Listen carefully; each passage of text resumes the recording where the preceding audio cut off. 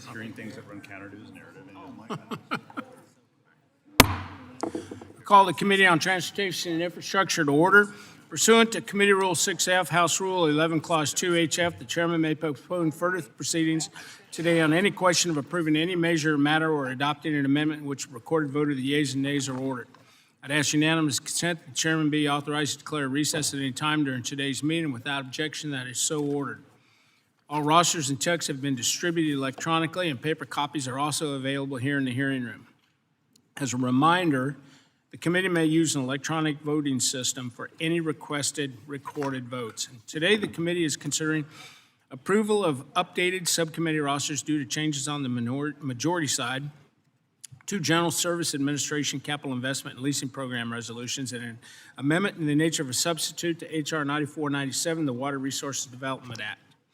Finally, I'd ask unanimous consent for the committee to use an amendments roster for any items under consideration by the committee, and without objection, that is so ordered. Our first item of business today is the approval of revised subcommittee roster due to membership changes on the majority side. So I call up the subcommittee rosters for consideration. Without objection, the rosters will be considered as read, and I recognize myself for a quick statement. Pursuant to House Resolution 1381, Congressman James Gallagher, California, was appointed to the Committee on Transportation and Infrastructure following Congressman Shreve's resignation from the committee to move to the Committee on Appropriations. I'm pleased to welcome the newest member of the House of Representatives, Congressman James Gallagher from California, to the committee. Mr. Gallagher will be joining the subcommittees on aviation, highways and transit, and railroads, pipelines, and hazardous materials. Mr. Gallagher recently won a special election to fill the seat previously held by our good friend Doug LaMalfa, for whom Mr. Gallagher served as a fellow. He also spent more than 10 years in the California State Assembly and is a 5th-generation rice and walnut farmer. This committee still has a lot of important work to do this Congress. Mr. Gallagher, we are glad to have you join us on the committee. Any further discussion?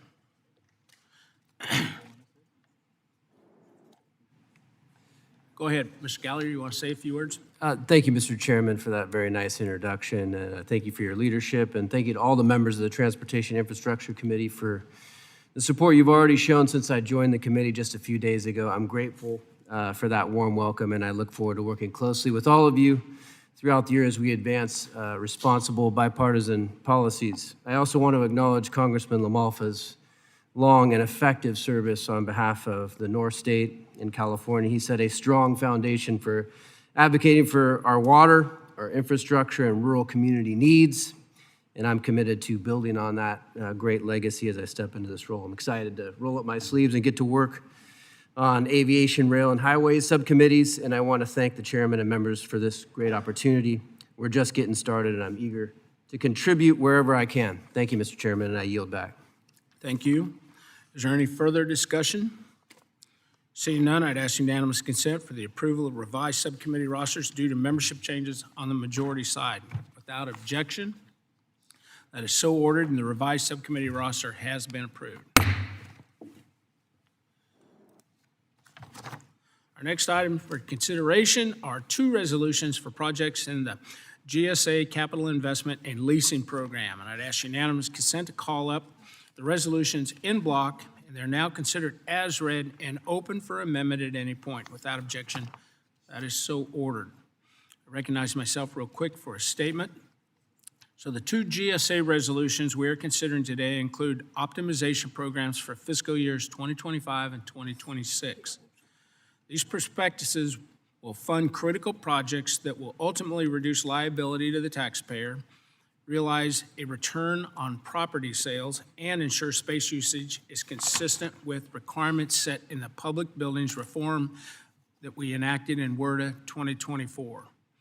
I want to thank Subcommittee Chairman Perry for his work on ensuring that these projects make sense to the taxpayer. And with that, I'd urge my colleagues to support these resolutions, and I now recognize Rick for his statement.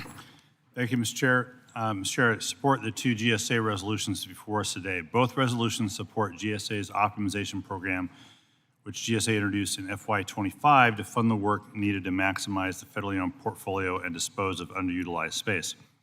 Projects to be funded include building renovations, space reconfiguration, and agency relocations. One of these resolutions amends a resolution passed by this committee in fiscal year 25 for a $150 million and adds an additional $104,710,000, which is equal to the amount already appropriated by Congress. The other resolution before us today provides these are big numbers, I'll let you read it, a lot more, which is less than GSA requested in FY26, but equal to what's already been appropriated by Congress. To ensure that optimization fund cannot be used to fund priorities not supported by this committee, as well, these resolutions include a new clause requiring GSA to provide updated spend plans prior to the expenditure of funds. With that, I support both resolutions, and urge my colleagues to do the same. Any other members wish to be heard? Mr. Garamendi. Mr. Chairman, on the resolution, I rise in strong opposition to this GSA resolution. And let's be very clear about what we're considering today. This isn't just about moving offices around federal buildings. This is about whether Congress is going to rubber stamp another step in the Trump administration's effort to dismantle the Department of Education. The administration has already illegally cut more than 1,500 employees in the Department of Education and moved various functions to other agencies. The department's own Inspector General says these cuts have undermined its ability to do the job Congress has assigned it. Now, they're using these cuts as an excuse to take away the department's headquarters. Let's be clear. If they close their offices, we may not be able to rebuild the Department of Education, even if the Democrats win back Congress and the White House. That's not good governance. That's not cost savings. That's manufacturing a problem just to justify an outcome that they wanted all along. That is the destruction of public education in this country. Taxpayer dollars aren't being used to strengthen the nation's education systems or to help our students to succeed. They're being used to make it harder for any future Congress and administration to restore the Department of Education to its full strength. This year's the president's budget requests includes billions of dollars in cuts to America's public schools and universities. Meanwhile, the president has requested a 35% increase for nuclear weapons programs in the Department of Energy, which is the department that is to move into the Department of Education's headquarters. This year, the administration's requested $98 billion for nuclear weapons and only $75 billion for the entire Department of Education. Should we compare that? Yes, we should. We should consider our priorities. It's bad enough that Trump wants to spend more money on weapons than on education, but we should not be complicit in this process. We should also be very much aware that there's discussion that the Department of Ed will move to some other building somewhere else in this city. Well, maybe that's true, but that's not in this resolution. It's not anywhere near it. So let's be very, very clear about this. This administration wants to dump the books, burn the books, and build the bombs. That's where this is all going. So step back for a moment. Take a look at what we're doing here. We're eviscerating the education role of the federal government in the universities, in support for students, and in research and beyond. If this committee approves this resolution, we've allowed one more irreversible step towards dismantling the Department of Education. I urge my colleagues to oppose this resolution for those reasons.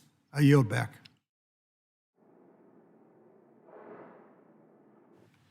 Eleanor. I strongly support this resolution.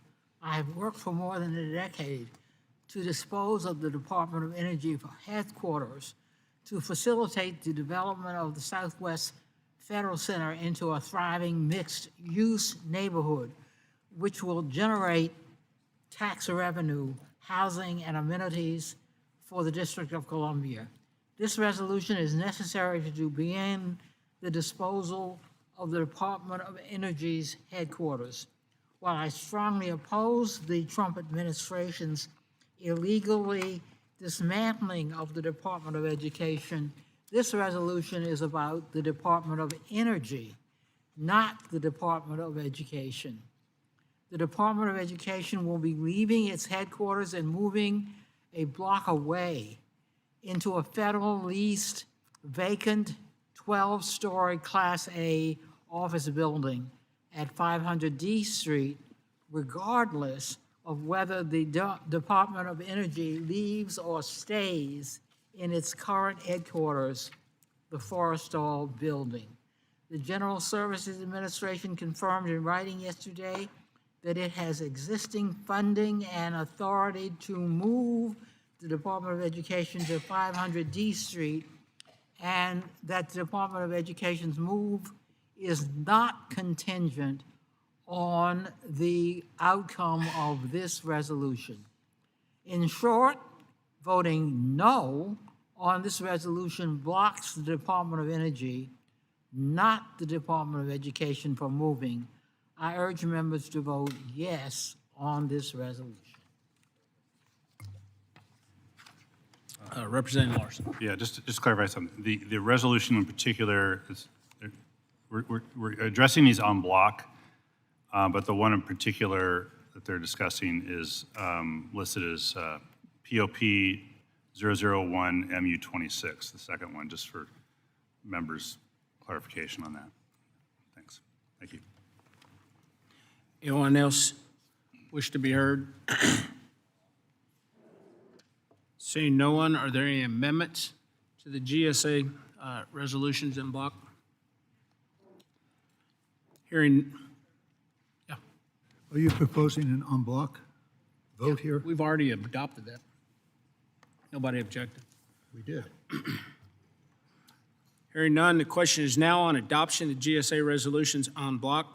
All those in favor signify by saying aye. Aye. All opposed signify by saying nay. Nay. The opinion of the chair, the ayes have it. Why don't we have a vote here? Recorded. Recorded vote.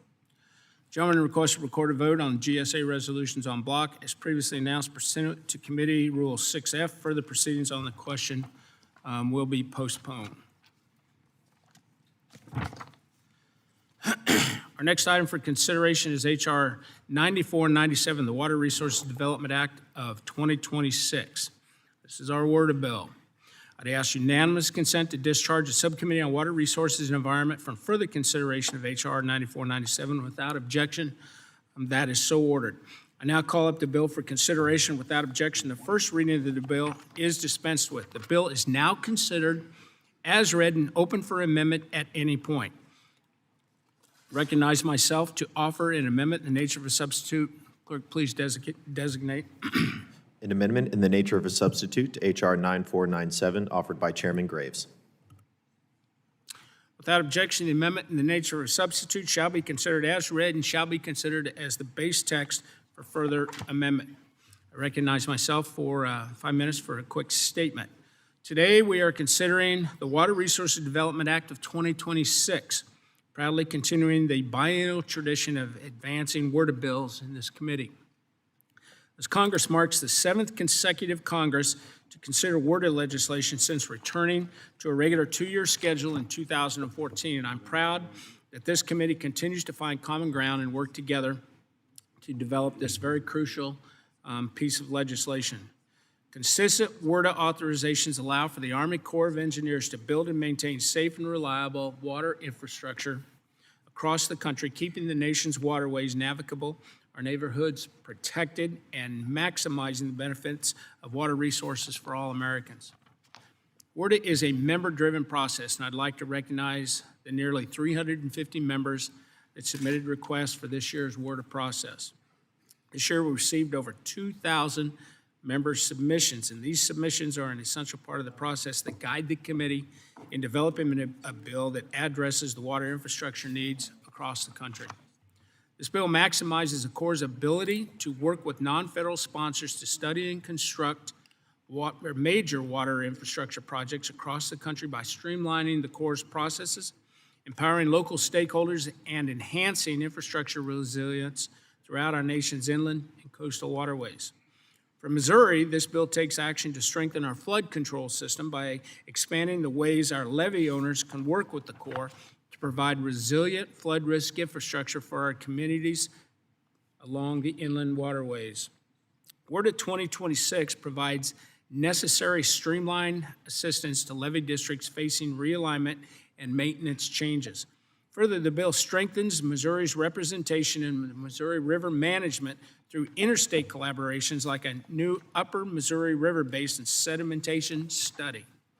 WORDA 2026 makes targeted and common sense reforms to allow the Corps to deliver resilient infrastructure through the country that will enhance our nation's navigable waterways, solidify our flood risk management infrastructure, and protect our waters.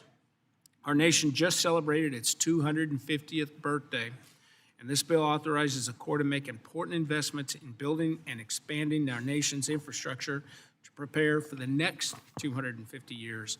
And I'd like to reiterate my thanks to Subcommittee Chairman Mike Collins and Ranking Member Larson and Subcommittee Ranking Member Wilson for their work in continuing the bipartisan tradition of considering WORDA bills in this committee.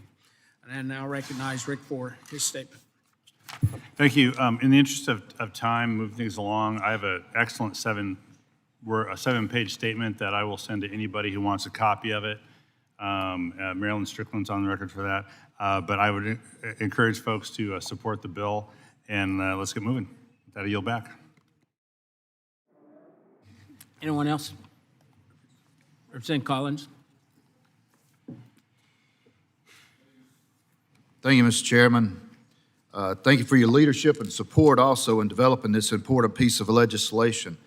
I'd also like to thank my colleagues, Ranking Member Larson and Ranking Member Wilson, for their partnership in developing the Water Resources Development Act of 2026. This bill would not be possible without the input from my colleagues throughout the House of Representatives, and I'm proud to say that this bill addresses the water resource needs of communities throughout the country, from Lake Lanier in Georgia to the Port of Long Beach in California. As chairman of the Water Resources and Environment Subcommittee, I've had the opportunity to travel across the country to visit dozens of Corps projects, learn firsthand what it is to take to build resilient infrastructure, and hear what these projects mean to local communities. I stood atop the Addicks and Barker reservoirs in Texas. I walked through the Rio de la Plata in Puerto Rico, and I toured the Chickamauga Locking Dam in Tennessee. These experiences have reinforced my understanding of the Corps' mission and the importance of ensuring our nation continues to invest in safe, resilient, and future-ready infrastructure. The water process is a grassroots effort. At its heart, this bill starts with our local communities, and we thank all of the nearly 350 congressional offices that did the outreach and made their constituents' voices heard in developing this bill. Following the Trump administration's historic announcement, building infrastructure, not paperwork, WORDA 2026 makes targeted improvements to the Army Corps, limiting the federal overreach and empowering local communities to make resilient infrastructure investments. American ports, harbors, and intercoastal waterways are the nation's economic backbone. WORDA 2026 empowers the Corps to enhance our waterways, which are vital for the nation's economic strength, reliable supply chains, and commercial navigation. WORDA 2026 delivers for Georgia and the country as a whole. This bill strengthens several programs and establishes an office to expand alternative delivery methods within the Corps. Alternative delivery methods provide non-federal sponsors greater flexibility to work with the Corps and get projects done faster. Further, this bill protects our economy and reduces the risk of interruptions to commercial navigation by providing the Corps necessary flexibility and implementing dredge material managed projects.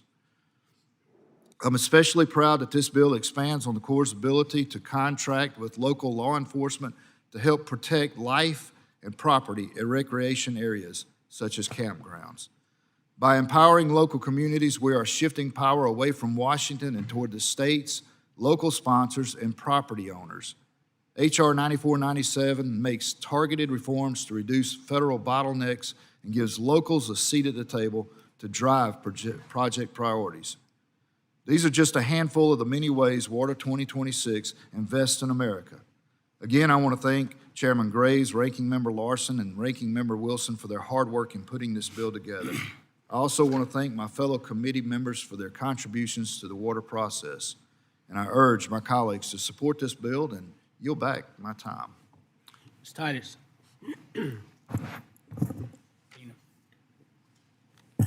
I'm sorry, I didn't understand you. Thank you, Mr. Chairman.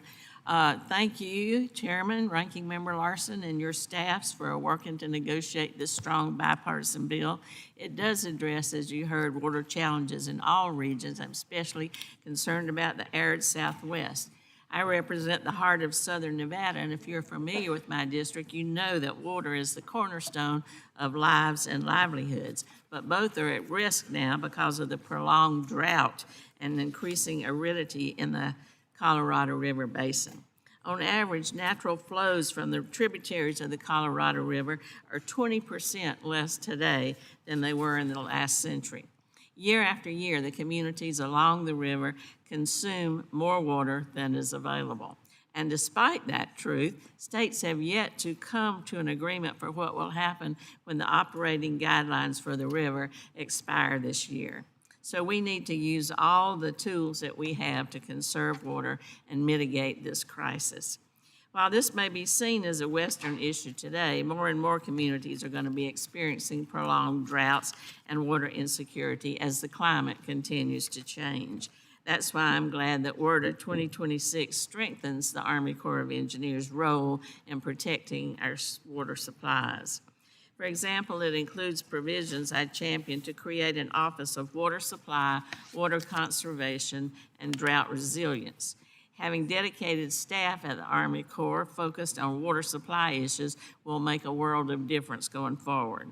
The bill also establishes a new continuing authority for the Corps to carry out small-scale projects for drought resiliency. And it directs the Army Corps to consider the impact of data centers on water supply and conservation projects. This is an increasingly important issue that we see in the news today. Consider that about 2/3 of the upcoming data centers are slated to be built in regions experiencing drought. Communities want transparency about how this influx of data centers is impacting their water supply. Just last week, the Bureau of Land Management managed to green light a data center in my congressional district without any public engagement. Now, while the bill before us today is not a silver bullet to deliver on transparency, it certainly starts the conversation at the federal level. I'm also pleased the bill includes provisions I championed to create a pilot program on using natural infrastructure in dryland streams in arid and drought-prone regions. This pilot program will be beneficial in Nevada, where 88% of streams are ephemeral. That includes our Amargosa River, which was recently labeled one of the country's most endangered rivers. I'm also proud to have carried provisions that made it in the bill that will help projects currently underway in Nevada, including the Truckee River Flood Management Project. Also are provisions to add projects that mitigate aquatic and invasive species to the list of authorized projects under the Tahoe Section 108 program. Invasive species like the New Zealand mud snail threaten Lake Tahoe and its bustling tourism and outdoor recreation area. In closing, I think there are great provisions in here that impact all of our districts. WRDA 2026 is a major step forward for a water policy, and I'm proud to support it, and I yield back. Mr. Webster. Thank you, Mr. Chairman. I just would like to ask for unanimous consent to include a letter of support for the water bill from the Port of Tampa Bay. Without objection. Mr. Carbajal. Thank you, Mr. Chairman. I want to add my voice in support of the Water Resource Development Act of 2026 before us today. WRDA is an important bipartisan bill we consider in this committee because it is how Congress helps make real investments in our communities. For my district in the Central Coast of California, I am proud that this bill delivers meaningful results. All 5 of the Section 219 environmental infrastructure projects I submitted were included in this legislation, totaling $66.5 million for communities across my district. That includes $30 million for the Los Olivos Community District to modernize critical wastewater infrastructure, $25 million for the city of Ojai to improve water reliability and environmental sustainability, $6.3 million for the city of Lompoc for essential water infrastructure improvements, $3.2 million for the Summerlin Sanitary District to upgrade aging wastewater systems, and $2 million for the city of Solvang to strengthen local water infrastructure. These may not be flashy projects, but they make a difference for everyday Central Coast residents. They mean cleaner water, safer communities, stronger drought resilience, and better quality of life for people we represent. I am also pleased that this bill authorizes the Army Corps to move forward with repairs to the Morro Bay revetment and seawall. This is a critical infrastructure that protects Morro Bay Harbor, supports maritime commerce, and safeguards the local economy. In addition, this legislation includes a directive to the Corps to prioritize the City of Lompoc's stormwater improvement study, which is essential to addressing flooding risks and improving public safety. Despite all the noise and posturing that happens in Washington, I am glad to be part of a process that shows that when we work together, we can bring federal resources home to help local communities. This is why I came to Congress, to deliver results for my constituents. At a time when families are facing higher utility bills and local water systems are struggling with aging infrastructure, we cannot afford to delay these investments. By helping communities modernize their water infrastructure now, WRDA can reduce costly emergency repairs, improve system efficiency, and help keep water costs more affordable for American families. I want to thank Chairman Graves, Ranking Member Larson, Chairman Collins, Ranking Member Wilson, and all of the staff for their work in putting together this strong bipartisan bill. I urge my colleagues to support its passage. Mr. Chair, I yield back. Dr. Babin.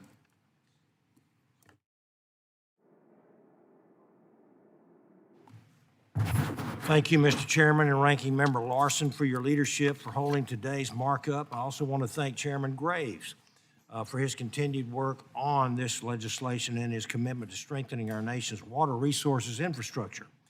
We are here today to consider the Water Resources Development Act of 2026, a bipartisan bill that reflects Congress's longstanding commitment to investing in America's ports, waterways, flood control systems, and other critical infrastructure. Through WRDA, we provide the U.S. Army Corps of Engineers with the direction and tools that they need to keep our economy moving and our communities protected. This legislation has a significant impact on Southeast Texas. My district is home to some of the nation's most critical energy and maritime assets, including Port of Houston, the Houston Ship Channel, Cedar Port area, and communities that rely on efficient navigation infrastructure and strong flood protection. These assets support thousands of jobs, strengthen our nation's energy security, and help keep American commerce moving. I'm very pleased that this bill includes several provisions that will directly benefit Southeast Texas. By clarifying harbor maintenance trust fund allocation requirements for donor and energy transfer ports, authorizing the review of excess federal lands in Chambers, Galveston, and Harris counties, and expediting the Cedar Port feasibility study, this legislation will strengthen our region's infrastructure, support economic growth, and ensure Southeast Texas remains a critical engine of American commerce. These are meaningful improvements that will help move critical projects forward, strengthen our ports, and better serve the communities and industries that depend on them.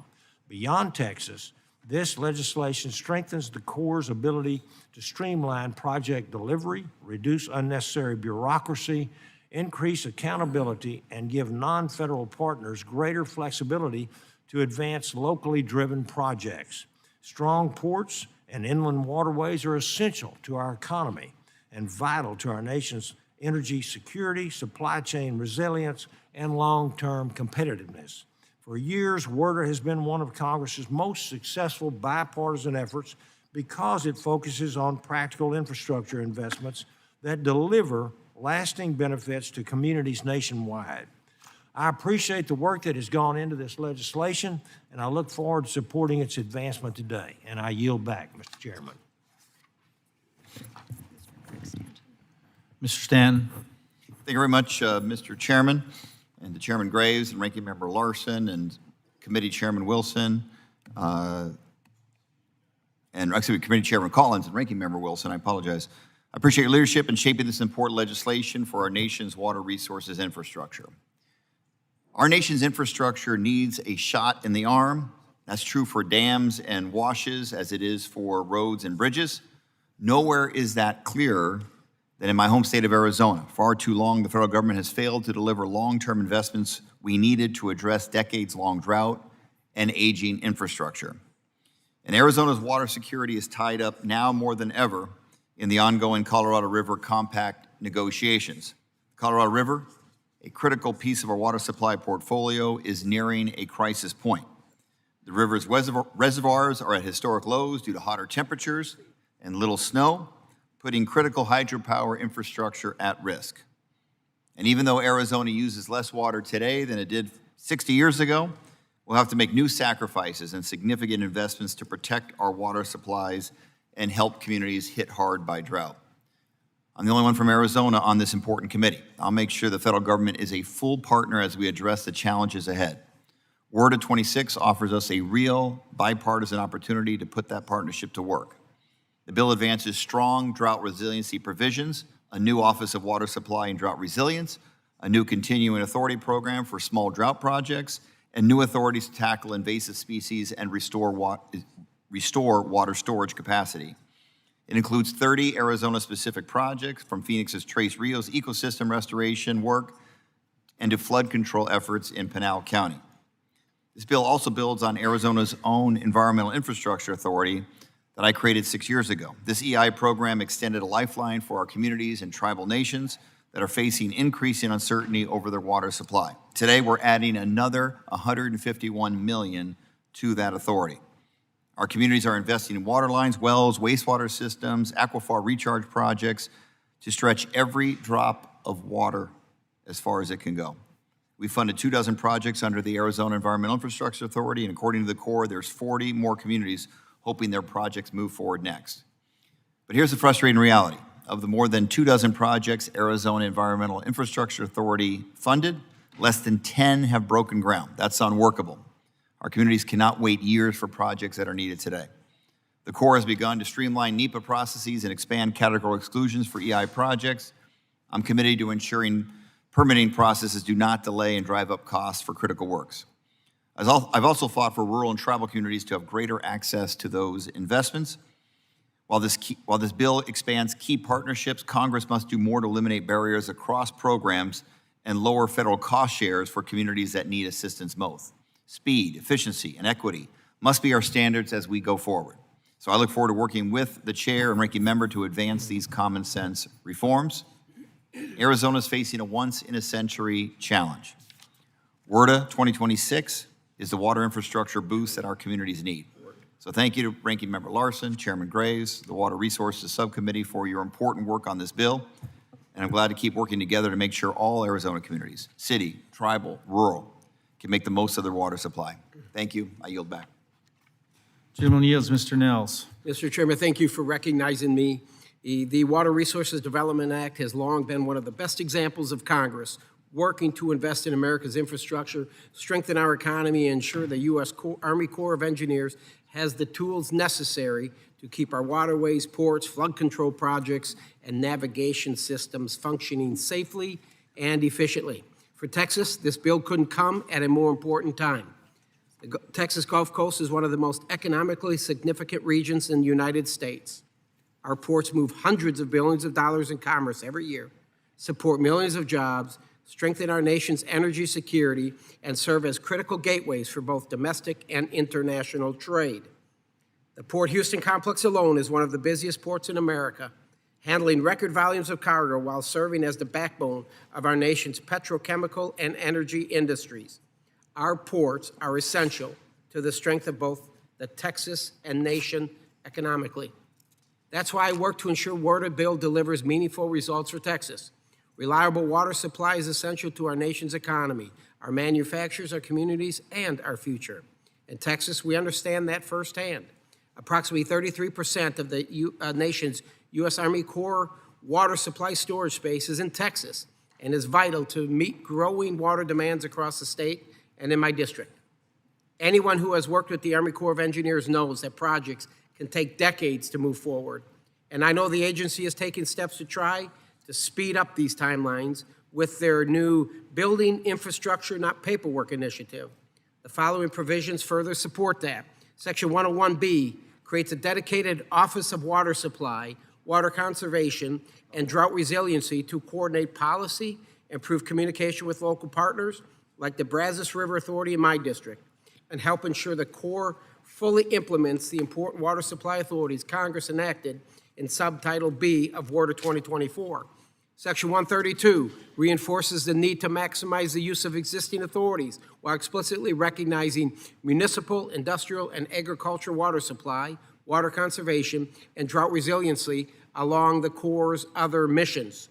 Together, these sections help turn this committee's vision of Water 2024 into real action for our communities.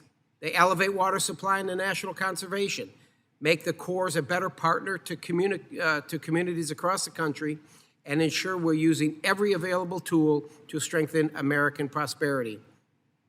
I was proud to also secure several important priorities in this word of legislation.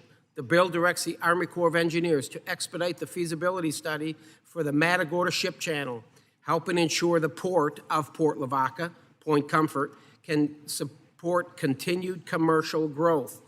It also clarifies harbor maintenance trust fund allocations to better ensure donor and energy transfer ports, including many in Texas, receive a fair return on the funds they generate.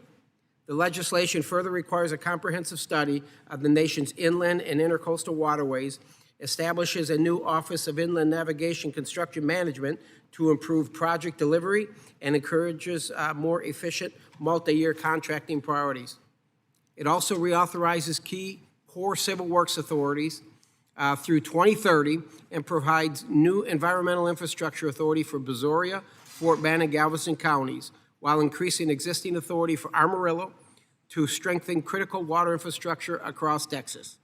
Mr. Chairman, Texas continues to lead the nation in population growth, energy production, manufacturing, exports, international commerce.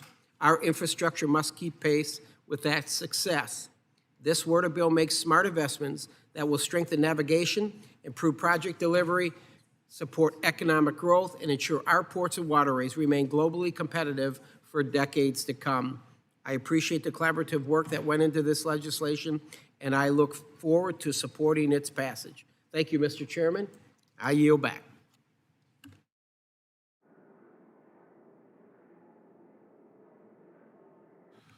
Mrs. Sykes is recognized.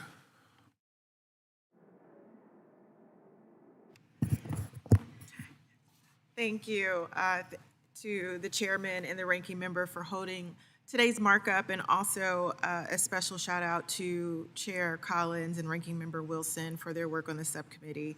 Strong water infrastructure is something every community depends on, and I'm proud to have fought for the 7th consecutive bipartisan Water Resources Development Act reauthorization that will help address critical needs in Ohio's 13th congressional district, as well as across the nation.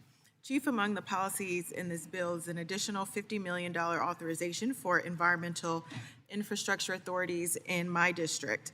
This investment will allow the U.S. Army Corps of Engineers to provide their expertise to critical water and sewer infrastructure projects that improve our local communities and strengthen our economic competitiveness. Under the Summit County Environmental Authority, $50 million has been authorized to fund projects such as the Village of Lakemore stormwater, pond, and water treatment system programs, the Village of Richfield's new stormwater catch basin project, the City of Fairlawn's Shockalog Run Fish Passage Restoration Project, and the City of Monroe Falls Cuyahoga River Signage Project. Under the Stark County New Authority, $49 million has been authorized to fund projects such as the Canton Cromer Water Storage Reservoir Replacement Project. There are also improvements to the Ohio Erie Canal, Lock 4 Park, and North Lawrence's Sanitary Sewer Project. This bill also includes a language ensuring the Army Corps of Engineers can repair the City of Massillon sluice gates under the Section 8152 program. This will resolve the flooding issues caused by the gate's deteriorating condition, an issue that the city has been trying to rectify for many years.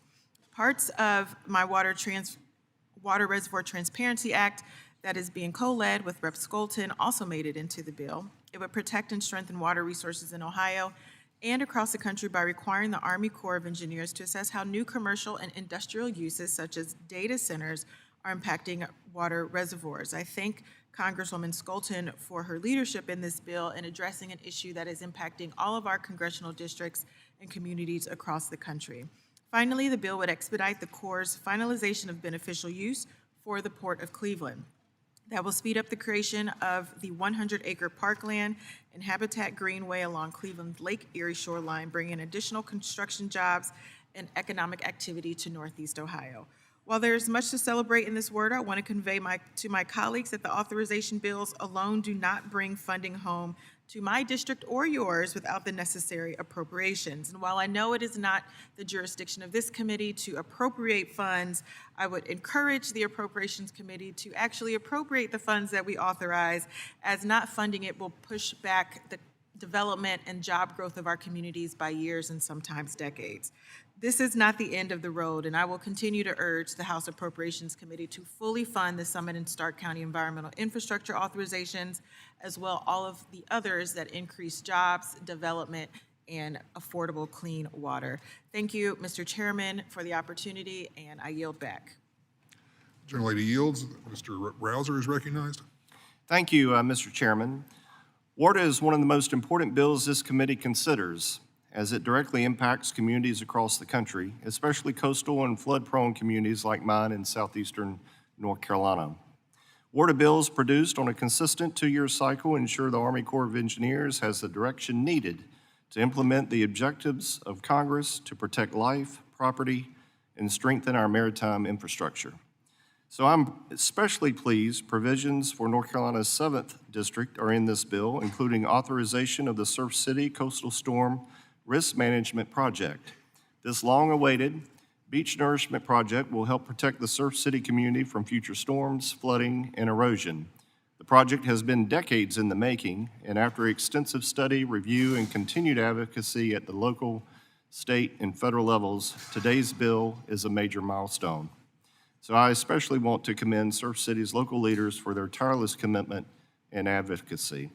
The bill also authorizes flood risk management feasibility studies for the Waccamaw River Basin around Whiteville, which continues to experience flooding issues in their lower downtown area, the Cross Creek watershed in Fayetteville, a major flooding risk through residential areas of that city, and the town of Topsail Beach to combat inland flooding from flood tides. The bill also authorizes a feasibility study for the water supply of the Cape Fear River and ecosystem restoration around Cumberland County. Additionally, the bill authorizes $40 million for water, wastewater, and stormwater infrastructure in White Lake. All these provisions will help protect homes, businesses, and communities throughout my district while strengthening resilience for the long term. I especially want to thank the chairman, the ranking member, the subcommittee chairman, and subcommittee ranking member for their great leadership to produce yet again another great WARDA bill holding true to the biennial process that has served this nation so well. I urge my colleagues to support this critical legislation, and I yield back. Gentleman yields. Ms. Skolton is recognized. Thank you, Chair Graves and Collins, Ranking Members Larson and Wilson, for your hard work in putting together a strong bipartisan WRDA. I am thrilled to support a 7th consecutive WRDA to address local water resources that are needed while tackling affordability and bolstering resiliency. One look at a map or a satellite image of our state will tell you that water is truly a way of life in Michigan. Families and friends come together to enjoy our Great Lakes. Communities are supported by jobs at our hardworking ports. Farmers need water to grow our famous specialty crops like Michigan cherries, blueberries, and apples. And this bill will protect Michigan's water resources for generations to come, something that benefits the entire country. I'm so proud of what I've been able to accomplish in this bill. WRDA 2026 includes a whopping $115 million in new environmental infrastructure authorizations between Kent, Ottawa, Muskegon in my district, these counties in my district, as well as the state of Michigan to invest in drinking water, wastewater, stormwater, and related infrastructure. I'm so proud of my Water Reservoir Transparency Act to assess commercial and industrial impacts on the Corps, particularly with respect to data centers. The bill also authorizes a critical watershed study for Muskegon River, expedites the completion of an erosion and shoreline protection projects in Muskegon Heights. WRDA 2026 ensures local collaboration on water resource projects, which will boost communication between the Corps, state, and local governments during maintenance dredging. This is essential for communities like Grand Haven, Michigan, where potential dredging delays have risked local jobs and potential detrimental impacts on our supply chain. The bill additionally looks after our Great Lakes communities by adjusting wage rates for employees at the Sioux Locks, reauthorizing the Great Lakes Commission, and tackling invasive species and plants. Finally, the bill reauthorizes FEMA's High Hazard Potential Dam Program, which is particularly important after Michigan's statewide flooding this year. Again, I am so proud of this committee's work on WRDA 2026. I'm excited to support this bipartisan effort and to ensure generations to come can enjoy more affordable, resilient water in the future. Thank you, and I yield back. Gentlelady yields. I'll recognize myself for a brief statement. First, I want to thank Chairman Graves and Ranking Member Larson for holding this markup today, and I'm proud to speak in favor of the Water Resources Development Act of 2026. As this bill delivers sound investments to our nation's water infrastructure. In southeastern Ohio, some communities continue to face challenges in obtaining the necessary water infrastructure to supply running water in their communities. I'm proud that in the underlying bill, there are over $32 million in authorizations across southeastern Ohio, which, once funded, will help local communities with water supply, water storage, and wastewater treatment plant upgrades. This bill also establishes categorical permissions allowing for projects modifying Army Corps infrastructure to be constructed without the normal lengthy bureaucratic process. After many communities in my district struggled to obtain these permits from the Corps, I am proud to see these provisions included. I represent several counties along the Ohio River, which is one of the most vital inland waterways for the United States supply chain. Each year, the Ohio River transports roughly 270 million tons of cargo and connects critical energy markets to the Mississippi River, the Gulf of America, and the world. The Water Resources Development Act of 2026 makes sound investments in water infrastructure across southeastern Ohio, establishes programs vital to the Ohio River, like the Office of Inland Navigation Construction, and reforms the Army Corps operations to speed up project timelines. I'm proud to support the ANS and urge my colleagues to support this vital piece of legislation. I yield back and will now recognize Ms. Wilson.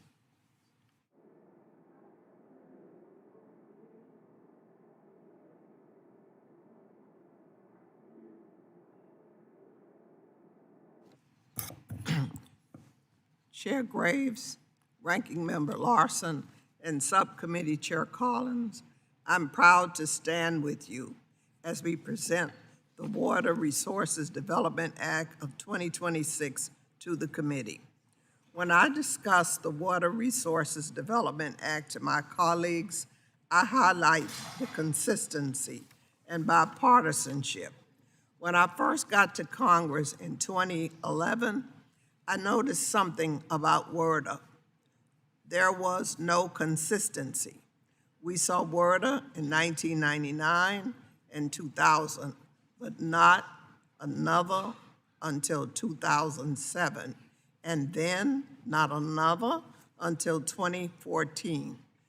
This inconsistency was unacceptable. So I gathered my fellow Floridians, Democrats and Republicans, and we formed the Florida Ports Caucus.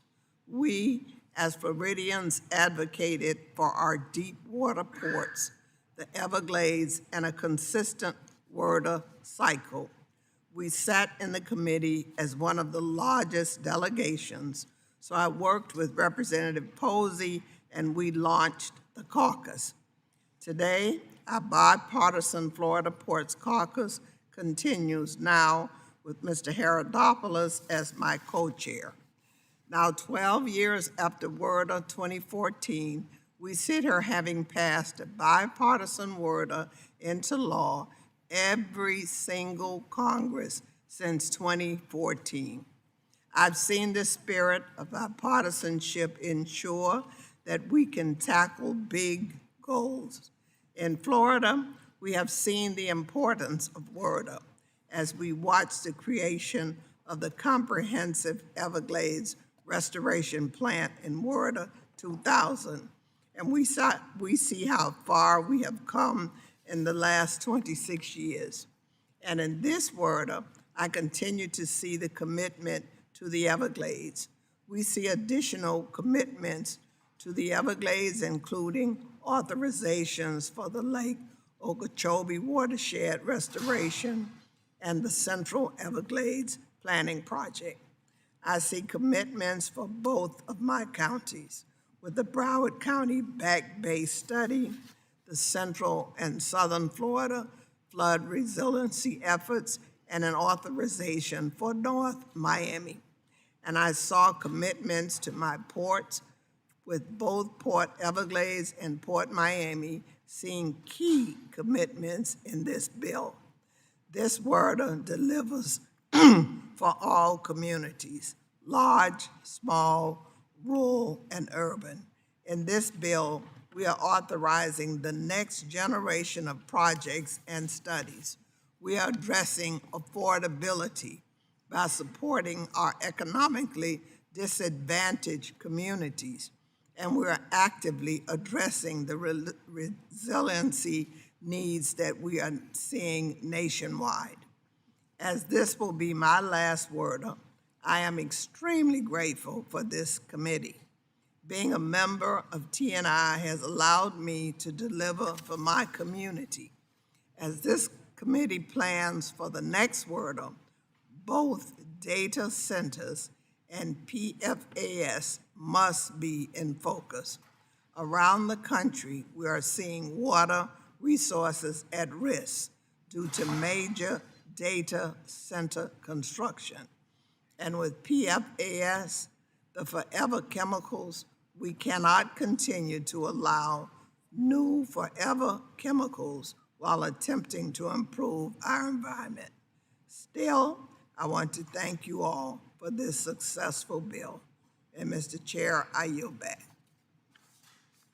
Gentlelady yields. Mr. Fuller is recognized. Thank you, Mr. Chairman. Chairman Graves, Ranking Member Larson, Chairman Collins, Ranking Member Wilson, and colleagues, thank you for your leadership on maintaining the regular two-year WRDA cycle. I speak today in support of Sections 101B and 132, two provisions that elevate the role of water supply within the U.S. Army Corps of Engineers. As our home state of Georgia has seen during its growth in recent years, reliable water supply from core reservoirs isn't a nice to have, it's a must-have. Allatoona Lake and the Lake Lanier districts in my district and our state have provided the foundation for our continued growth. These provisions help ensure the Corps has the tools to support growing communities, strengthen our economy, and secure America's water future.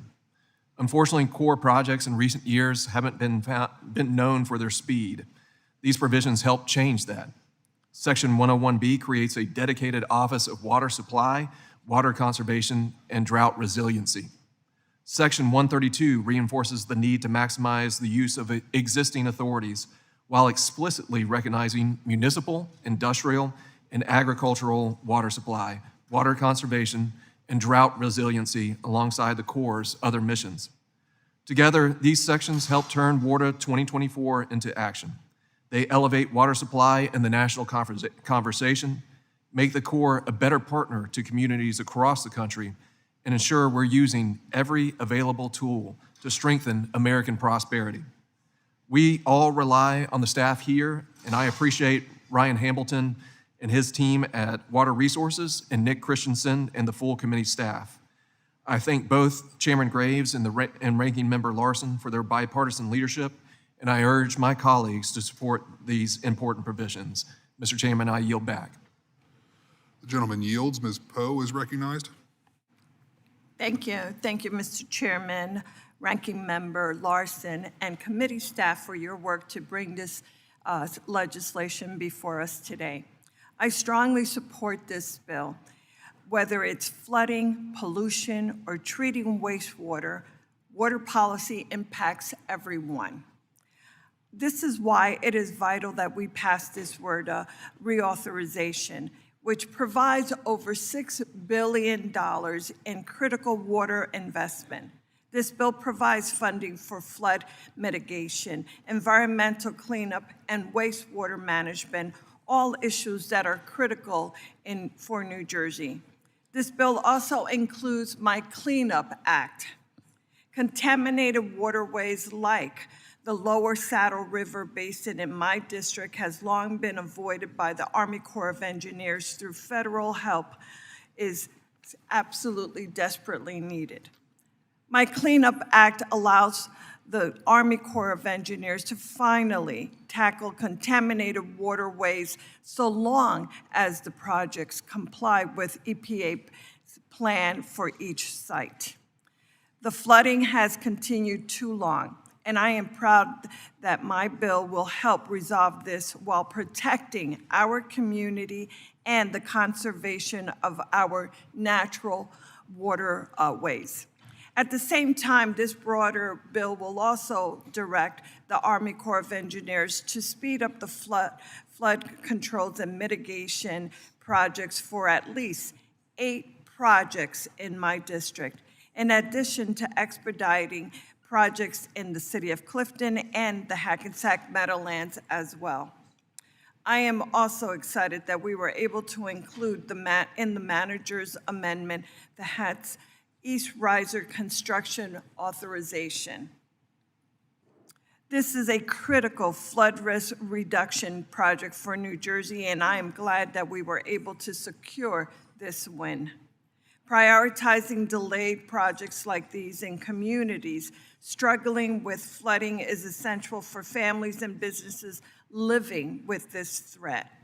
Additionally, today, we are establishing a new Office of Water Supply, Conservation, and Drought Resiliency, which will help the roughly 7.3 million New Jerseyans in drought-prone areas.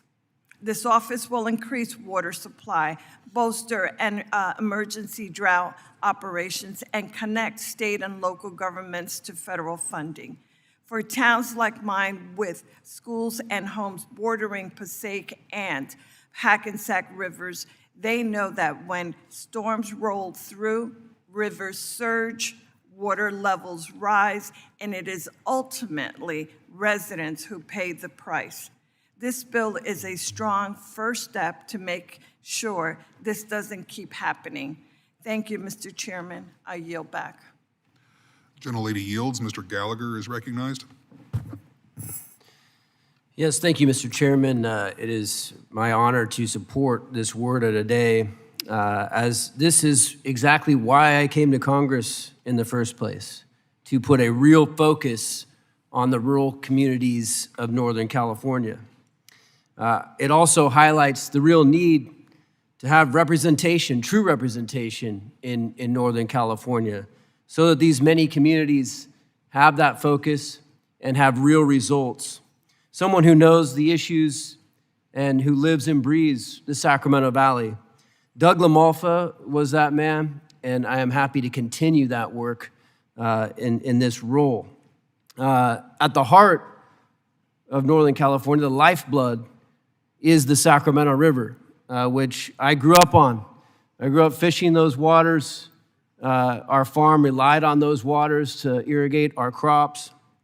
And this WRDA helps invest $155 million in that Sacramento River Basin, much needed projects from water and wastewater infrastructure that will help support water reliability, certainty that we will have that water in the future.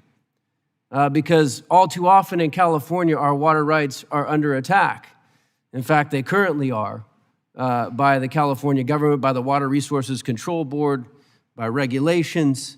But this WRDA helps ensure those co-equal goals of ensuring water reliability and environmental restoration and sustainability on the Sac River are met by authorizing these investments. It also ensures surface water protection and long overdue upgrades in our rural communities. One of those rural communities is the town of Robbins. Most people probably wouldn't be able to pick it out on a map, but it's an important community. It's one of these small rural communities that needs investments. I started working with that community when I was a county supervisor. Today, this WRDA helps ensure wastewater sewer line replacement can happen in that community, much needed. And for rural communities across the state of California, across this great nation who need that investment. This bill directs the Corps to begin forecast-informed reservoir operations. What does that mean? It means better management of our water by ensuring that when we operate our dams and reservoirs, we're ensuring that we're using the latest technology and weather forecasting to ensure that we store as much of that water as possible, but also to be ready for releases when we have a large snowpack that could threaten communities downstream, as happened with Oroville Dam, when we had a very wet season and that dam fell apart. This WRDA helps ensure that won't happen again, that we won't have those kinds of issues, because it is making an investment, for instance, in Black Butte Dam to ensure that those dam safety reviews are done on time and timely to ensure that our existing infrastructure, one, is maintained, but it's also operated to the maximum ability to make sure that we have water when we need it. I'm also proud that this WRDA ensures that that lifeblood will be there for the great crops of Northern California. I heard my colleague talk about some of the crops in her district, but peaches, prunes, walnuts, almonds, rice, tomatoes, alfalfa, all grown in that great Northern California that the world relies upon. This WRDA helps ensure that that investment maintains, and that doesn't just help my district, it helps people across this great world have food and nourishment now and into the future. I also want to highlight that this WRDA puts a focus on wildfire and on drought resiliency. We have had countless wildfires in Northern California. All over this WRDA is a focus on wildfire, on resiliency, on ensuring that we have drought relief as well, that we put a focus on making sure that we can be more resilient in droughts and these dry conditions. So many different fronts where this WRDA bill helps ensure investments in my district, but certainly throughout this great nation. And what I want to thank the chairman and the ranking member for is for making those investments, for hearing from all of us, but from hearing from this representative from Northern California, where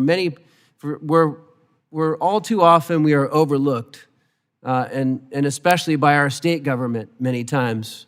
But by having a voice here in this building, by having a true representative, we're able to secure these investments in rural California, and I am greatly thankful for this. This WRDA reflects what this committee does best: practical, community-driven solutions that strengthen infrastructure, that improve resiliency, and deliver real value to the people we represent.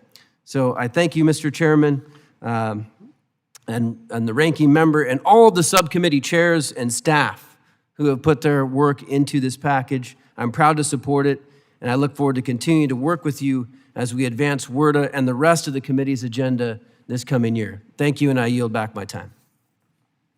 Gentleman's time's expired. This chair recognizes Mr. Figures. Thank you, Mr. Chair, and thank you to Chairman Graves, Ranking Member Larson, Chairman Collins, and Ranking Member Wilson for spearheading, as my colleague, Representative Gallagher, just mentioned, what is best about this committee. This bill is a reflection of just that. Look, WRDA has long been one of Congress's best examples of bipartisan legislation, and I appreciate the committee's continuing of that tradition here in my first term. For Alabama's 2nd congressional district, this bill invests in water infrastructure initiatives that will help the Army Corps and our state and local partners continue to strengthen our economy. I have the privilege now of representing the city of Mobile, which is now home to the deepest port in the Gulf after a recent dredging project was recently completed. And with that, The port already generates a nearly $100 billion annually in economic activity for the state of Alabama, and that is only going to increase with the port's new capacity. And so now more than ever, it is critical that we are here making the necessary investments in sustaining not just the port, but all of our water resource needs across the district. That's why I was very happy to be able to secure provisions that authorizes nearly $50 million, or approximately $50 million in critical water and wastewater infrastructure improvements across my district as a whole. This will be in counties like Barber and Bullock and Butler and Crenshaw and Macon and Montgomery County, Pike County, Russell County. This responds to urgent water infrastructure needs across the district and the surrounding region. This will be funds that will be able to be utilized to help address the water challenges, the persistent water challenges in Pritchard, Alabama, which residents there, they lose 60% of their fresh drinking water before it ever reaches a tap. And so being able to secure resources to help fix that issue is something that is necessary and something that we are pleased to be able to do. But also persistent stormwater management issues across the district and critical water and infrastructure needs in places like Bullock and Butler counties, and some significant sewer issues that we have in my district. I have parts of my district that are too rural for public sewer service, yet the soil concentration is too dense for traditional septic systems to work. And so what that leads to is people literally running sewer lines out into the woods. And as primitive as that sounds, it is something that is pervasive across not just my district, but adjoining districts in the state of Alabama. So addressing those issues due to the health and environmental concerns raised by them is something that is significantly important and something that we're grateful to be able to do. We're also able to secure investments in studies that will help hopefully put us on the pathway to righting some historical wrongs and issues that have long been overdue to be addressed in this district. One of them is a study to identify the source of contamination affecting the water surrounding the Africatown community. For people that are not familiar with Africatown, listen, the Clotilda was the last known slave ship to arrive in the United States of America over 5 decades after the slave trade had been banned. And this community is where some of those survivors set up after the Civil War. It has long been plagued with industry that is developed in that area. And in fact, that part of the community now is incorporated into the city of Mobile. One of the issues that led to people supporting incorporation efforts back in 1960 was that well water was already contaminated then. And so being incentivized to get onto the city's public water source, even back in 1960. So these same issues that we're addressing now, and one of the studies that we've authorized is being able to determine the sources of contamination in the public water surrounding the Africatown community, because there are still persistent warnings not to consume fish from the public waters that surround that community. And so figuring that out will hopefully allow us to right some environmental injustices that have been happening there for far too long, but also a study to evaluate dredge material placement into Pinto Island and Blakely Island. Listen, we are also very, very happy to secure a provision in this year's WRDA that will effectively stop the dumping of thin layer dredged material into Mobile Bay. This is the process where dredged material to keep the port depth where it's supposed to be has literally just been spread into the bay. And any outdoorsman knows that that is a threat to wildlife, it's a threat to fishing, oysters, and just general outdoors enjoyment. And so being able to have the opportunity here in this bill to effectively ban that practice is something that is very important to us locally in the Mobile Bay area, and something that is just good practice. And so I'm looking forward to supporting this bill, and I encourage my colleagues to do the same. Thank you, Mr. Chair, and I yield back. Gentleman yields. Chair recognizes Mr. Burleson. Thank you, Mr. Chairman. I'm very grateful to be on this committee, and particularly the Water Subcommittee, because I've been able to deliver wins for my district that have taken years and years in effort. The Water Resources Development Act is especially important to my district because it includes a provision that provides certainty for the hardworking property owners around Lake Taneycomo and Table Rock Lake in Missouri and Arkansas. Table Rock Lake is more than just a body of water.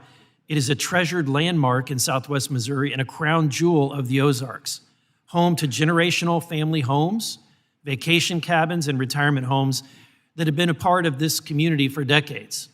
Unfortunately, for many of these homeowners, living on a Corps-managed lake has caused unnecessary challenges and headaches. Some property owners, through no fault of their own, built portions of their homes or placed their septic systems on Corps land due to unclear property lines at the time of the construction and purchase. Decades later, with satellite imaging, they were informed that by the Corps that they must demolish or relocate these structures, a process that would have been both expensive and deeply disruptive to their lives. I've literally been in the homes of retirees who put their entire retirement fortune into a beautiful property sitting over the lake, only to find out that they have to spend more than the entire value of their home just in these costs. As one can imagine, relocating a septic system, which costs hundreds of thousands of dollars, or in some cases, relocating part of their entire home, is not a simple undertaking. For some of these constituents, the cost of compliance was estimated to be hundreds of thousands of dollars. And to address this, last Congress, I secured language in the WRDA bill to protect these homeowners from this kind of undue hardship without affecting any lake levels whatsoever. However, the bill was enacted, and after the bill was enacted, the Corps adopted a very narrow interpretation, literally telling the attorneys of this staff, of this committee, and the Senate staff committee that they disagreed with our attorney's interpretation of the provisions of the language, which left many of my constituents in the same position that they were before the passage. After working closely with the Assistant Secretary of the Army Corps Civil Works, Adam Tell, and his team, we developed a more comprehensive and durable solution to address these issues without provoking undue hardship on these homeowners. Section 227 and 228 of this legislation build upon Section 1323 of Thomas R. Carper Water Resource Development Act to make Congress's intent unmistakably clear. These provisions ensure that the structures and septic systems that homeowners have long relied upon can remain on Corps-managed land, providing certainty for families while preserving the integrity of the lake and its project. And I want to deeply thank Chairman Graves and Chairman Collins for their dedication to this issue and for their commitment to advocating for Missourians while ensuring a lasting and reasonable solution. I also want to thank Assistant Secretary Tell, General Graham, and General Walter of the Southwestern Division for working with me to develop a solution that protects homeowners while ensuring the integrity of the Corps' mission. Thank you, Mr. Chairman. I yield back. Mr. Stauber. Thank you, Mr. Chair. I rise in support of the Water Resources Development Act of 2026. I want to start by thanking the Chairman, Chairman Graves and Ranking Member Larson for their leadership on this bipartisan legislation. Army Corps projects are especially critical to the Great Lakes maritime economy. The Great Lakes generate $3.1 trillion in gross domestic product and employ roughly 25.8 million people. The port of Duluth Superior and the Sioux Locks transport millions of tons of American mined taconite and iron ore every year. Ensuring that the water infrastructure in this region can support such commerce is essential to both our economy and our strategic national security. Further, Minnesotans fish, recreate, and spend time with their loved ones in lakes throughout the 8th District. These hallowed places are part of our way of life. It is important that they are maintained so future generations can enjoy all they have to offer. WRDA 2026 dutifully recognizes these realities. However, I especially appreciate the inclusion of several priorities advanced by my office. First, this legislation includes language requiring the Corps to establish a shoreline management plan for Big Sandy Lake in my district. Corps activities involving surveying and boundary stakes have sparked title disputes in this area. This provision will ensure that the Corps works closely with local stakeholders to determine the best use of this land while developing a means for landowners to purchase certain federally owned parcels in the future. Second, the bill requires the Corps employees who operate, repair, or maintain lock and dam equipment at the Sioux Locks be paid from the special wage rate schedule. This provision will help this important asset recruit and retain dedicated, skilled employees who keep commodities moving throughout the Great Lakes. Finally, WRDA 2026 includes $56 million for the Northeastern Minnesota Environmental Infrastructure Program, an essential program that assists non-federal interests in northern Minnesota. This includes the counties of Cook, Lake, St. Louis, Koochiching, Itasca, Cass, Crow Wing, Aiken, Carlton, Pine, Kennebec, Mille Lacs, Asante, and Chisago in my district. Importantly, this section of the bill updates Section 569 of the WRDA 1999 to expand eligibility for environmental infrastructure assistance in northeastern Minnesota to include Lake of the Woods County. When the provision was originally enacted, the eligible counties aligned with boundaries of Minnesota's 8th Congressional District. Following 2022 redistricting, however, Lake of the Woods County became part of current Minnesota 8, leaving the statutory language outdated. This technical correction has significant real-world consequences. The city of Baudette is working to replace failing water and sewer infrastructure serving the county's only affordable housing development. Despite years of coordination among the city, its Housing and Redevelopment Authority, engineers, funding partners, and regulators, the project has faced repeated delays. Ongoing sewer failures and backups have forced some housing units to be vacated, even as more than 20 families remain on a waiting list for affordable housing. By restoring Lake of the Woods County's eligibility, this provision reestablishes the legal authority needed for the Corps to move forward with a partnership agreement and construction, helping deliver reliable infrastructure and expand access to safe, affordable housing for the families who need it.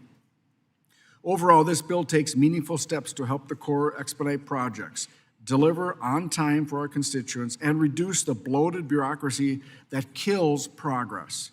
It makes meaningful investments that support our infrastructure and economy while making sure those funds are spent effectively and efficiently. To put it simply, WRDA 2026 is a common sense and bipartisan bill that delivers for northern Minnesota and the American people. I urge my colleagues to support this legislation, and Mr. Chair, I yield back. Anyone else wish to be heard on the bill? Seeing no one, we're now considering the bill for amendments. I recognize myself for the purposes of offering the manager's amendment. Please designate. A manager's amendment to the amendment in the nature of a substitute to H.R. 9497, offered by Chairman Graves. Without objection, the amendment will be considered as read. And I recognize myself real quick for a statement. The manager's amendment makes various technical corrections and some conforming changes to the bill. It incorporates more than 25 amendments filed by members that were agreed to through bipartisan collaboration between Ranking Member Larson and myself. And I want to thank Rick for working with me on this package, and I'd also like to thank all the members whose amendments were incorporated. With that, I yield back and recognize Mr. Garamendi for a statement. Thank you, Mr. Chairman. The ranking member, Larson, and I support the manager's amendment to the amendment in the nature of a substitute. The manager's amendment includes over 30 amendments that were filed and then negotiated and added to the bill, as well as several technical corrections. Importantly, this package also includes 6 new projects for construction authorization that the Corps submitted to Congress since the introduction of the base bill. With that, I yield back. Mr. Van Drew. Thank you, Mr. Chairman. I rise today in strong support of the manager's amendment. Before I begin, I want to thank Chairman Graves, Ranking Member Larson, and the outstanding team on transportation infrastructure for their tireless work on this bipartisan WRDA bill in general, and for including several priorities that are so important to the state of New Jersey and the United States of America, and particularly to coastal communities across this great country. First, I'm glad to see the inclusion of language to address one of the most persistent challenges facing our coast, hot spot erosion. For years, the Army Corps has watched places like the north end of Atlantic City, where we continue placing millions of cubic yards of sand on our beaches, only to watch much of it washed away later, literally in the same season. This is not a long-term solution. It's an expensive cycle that costs taxpayers millions of dollars while still leaving communities vulnerable and not curing the situation. The language included in the manager's amendment ensures the Corps can fully evaluate the engineering solutions needed to address these chronic erosion problems so we fix the underlying cause. Instead of simply replacing the same sand over and over and over again. This means better protection for our communities and significant savings for taxpayers over the long term. That's a great combination. The manager's amendment also helps protect one of New Jersey's greatest historic treasures, the East Point Lighthouse, by expanding the ongoing Morris River feasibility study to include the lighthouse and surrounding shoreline erosion. The Corps can evaluate long-term solutions to preserve this irreplaceable piece of America's maritime history before we lose it and it's too late. I've been working for years with my friend and colleague, Congresswoman Dina Titus, to address dam safety, and I'm very happy to see our Dams Act, including in the underlying bill. I know she is as well. It's also great to see an additional provision included in the manager's amendment that directs FEMA to evaluate how high-hazard potential dam projects are prioritized. Ladies and gentlemen, this is a serious business, and it's important for the safety of our nation.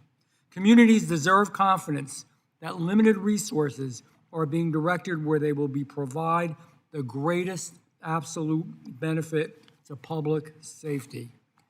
Hearing directly from the states and identifying ways to improve that process is just simply good, efficient government.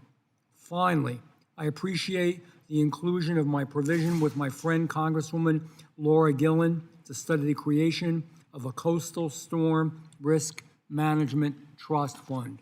We need an ultimate cure and a real solvable situation, I believe, if we do it the right way. Our coastal infrastructure is our first line of defense, protecting homes, businesses, critical infrastructure, and local economies. We need a dedicated, reliable funding, permanent funding source. Let me put that word in there, permanent funding source to strengthen these projects before disaster strikes, not after disaster strikes. Mr. Chairman, this manager's amendment reflects exactly what WRDA should be about: practical solutions, fiscal responsibility, real infrastructure, stronger infrastructure, safer communities, and preserving the places that define our nation. Again, I thank Chairman Graves, Ranking Member Larson, my legislative partners, Reps Titus and Gillen, and the committee staff for all the amazing hard work they do and for their partnership, all of us together. I strongly urge my colleagues to support the manager's amendment. And Mr. Chairman, I yield back. Ms. Gillen. Thank you, Chairman Graves and Ranking Member Larson, for holding this markup and for your bipartisan collaboration on this very important 2026 Water Resources Development Act. I'm proud to support the bill and the underlying manager's amendment, which includes language I secured to expedite the crucial Nassau County Back Bay's coastal storm risk management project to protect Long Island's South Shore from flooding. Mr. Chairman, Hurricane Sandy devastated Long Island and our communities in New York's 4th Congressional District, causing billions of dollars worth of damage. As we deal with rising sea levels and stronger, more frequent storms, we must provide the coastal communities I represent with the federal resources we need to enhance our resiliency and protect our residents and our property. For a decade, the Army Corps has been engaged in a study to examine how we can reduce storm damage, flooding, and coastal erosion in Nassau County's back bays. Some of the most vulnerable areas like Freeport, East Rockaway, Oceanside, Island Park, the Five Towns, Long Beach, Lido Beach, Point Lookout lie within this area and deal with severe flooding on a regular basis. As supervisor of the town of Hempstead, I fought to keep federal dollars flowing to this project and to support resiliency of our coastal communities. In 2021, the Army Corps released a draft report with recommendations to reduce the risk of flood damage. However, since 2021, The Army Corps has not completed the final feasibility study, nor has it issued the chief's report, the crucial steps necessary to begin the next stage towards construction. My amendment would require the Army Corps to report on the current status of the project and to expedite and advance this crucial project one step further to protect us from the next storm. I'd also like to take a moment to highlight some other major wins for Long Island in this package that I was proud to help secure. These include $11 million for Garden City to address lead pipe replacement, $25 million for water main upgrades in Long Beach, $3.3 million for stormwater pumps in Freeport, $130,000 for flood mitigation in Lawrence, and tens of millions more for water and wastewater infrastructure across Nassau County. This bill also authorizes new studies to mitigate flooding in Reynolds Channel and Atlantic Beach, to dredge Bannister Bay and Lawrence. And I'm proud that this package includes my bipartisan bill, the Coastal Infrastructure Improvement Act, which would authorize the Army Corps to carry out research and development on innovative coastal erosion technologies to protect our environment, prevent erosion, and save taxpayers' dollars. Thank you so much to my Republican colleague, Mr. Van Drew, for working with me on this very important legislation. Mr. Chairman, together these investments and policy proposals represent a comprehensive commitment to Long Island and to the South Shore's water infrastructure and coastal resilience. In closing, I encourage all of my colleagues to join me in supporting the manager's amendment and the underlying legislation, and with that, I yield back. Gentlelady yields. Chair recognizes Mr. Brian Mast for 5 minutes. Thank you, Mr. Chairman.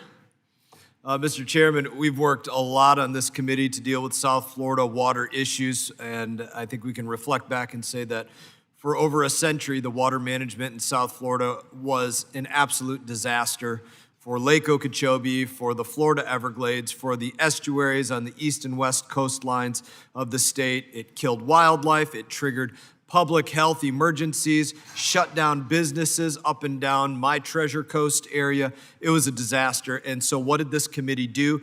This committee has gone to work year after year on the Water Resource Development Act to find ways to mitigate and fix these problems. In 2017, we secured $150 million for Everglades restoration as we went into the appropriations cycle, $82 million to rehabilitate the Herbert Hoover Dike so that the Corps of Engineers couldn't go and tell us every single year that this dike may fail, so we have to dump this dirty, toxic water on you. And we delivered $76.5 million for the South Florida ecosystem restoration to help repair the damage done to the Florida Everglades. And we put money behind restoring the Kissimmee River, which long before any of us was here, the U.S. Army took a river that snaked like a river and they turned it into a channel, again, destroying another ecosystem. And we undid that damage and made it look like a river again. And in 2019, we delivered $60 million to raise up the Tamiami Trail so that water could flow south, into the Everglades where it belongs. Year after year, just more and more work. We worked to redo the broken management plan known as the Lake Okeechobee Regulation Schedule and move towards a new one called the Lake Okeechobee System Operating Manual. Just year after year through this committee, we have worked to fix the water issues of South Florida. And this year, with President Trump's support, we delivered the highest ever funding for Everglades restoration. So I'm thankful to everybody's work for dealing with these issues. Now, back in 2018, when we drafted this same bill, I pushed the Army Corps to write a new rule book, which I just mentioned, for how they manage water in Lake Okeechobee. It's called the Lake Okeechobee System Operating Manual, or LOSOM. And the whole point of that was to get the Corps to stop dumping lake water into our east and west coast estuaries like the St. Lucie River. Now, why? The St. Lucie is a saltwater estuary. It's salt. And the seagrass is different than the seagrass in the lake, in the freshwater lake. And when the Corps dispenses all of that fresh lake water into the saltwater estuaries, the seagrass dies. And as the seagrass dies, the ecosystems follow and they die as well. And LOSOM was supposed to prevent that from happening any longer. But seagrass grows in Lake Okeechobee, as I said, a different kind, freshwater seagrass. And in that management plan, they put in something known as lake recovery operations. And that was just a justification to, again, dump the fresh water from Lake Okeechobee out into the coastal estuary.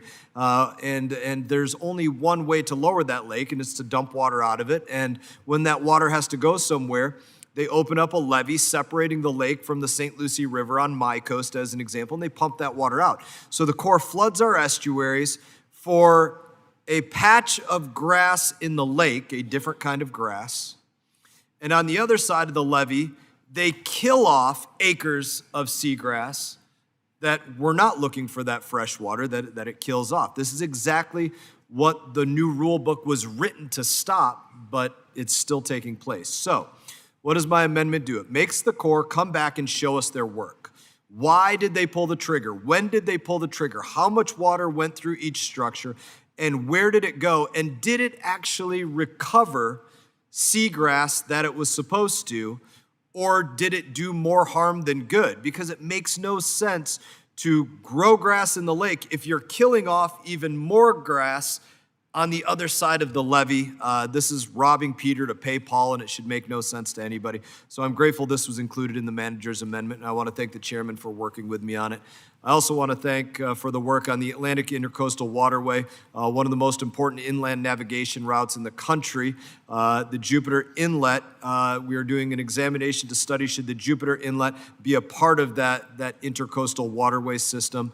It is a huge system for marine navigation across our area, and I want to thank the committee for working on a provision to examine adding that to the intercoastal waterway system as well. Very important for my community, and I thank the committee for the work on it. Mr. Chairman, I yield back. Gentleman yields. Are there any other speakers on this amendment? Seeing none, are there amendments to the amendment? Seeing none, the question is on the amendment. All those in favor signify by saying aye.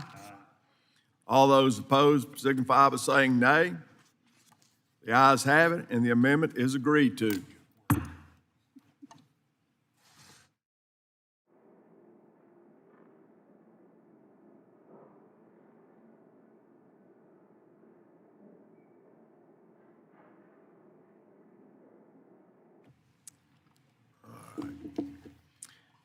We're now considering the bill for amendments. For what purpose does Mr. Stanton seek recognition? Mr. Chairman, I have an amendment at the desk. The clerk will designate the amendment. An amendment to the amendment in the nature of a substitute to H.R. 9497, offered by Mr. Stanton, number 125. Without objection, the amendment will be considered as read. Mr. Stanton is recognized for 5 minutes to speak on his amendment. This amendment would reduce the non-federal cost share down to 10% for economically disadvantaged communities under the Section 595 Western Rural Water Program, increasing access to this program to those who need it most. This isn't a handout. This is establishing parity, equal treatment for communities across environmental infrastructure programs. We've done this before in a bipartisan fashion. WRDA 2024 lowered non-federal cost share for Ohio and North Dakota and parts of Virginia, Missouri, California, and Washington State.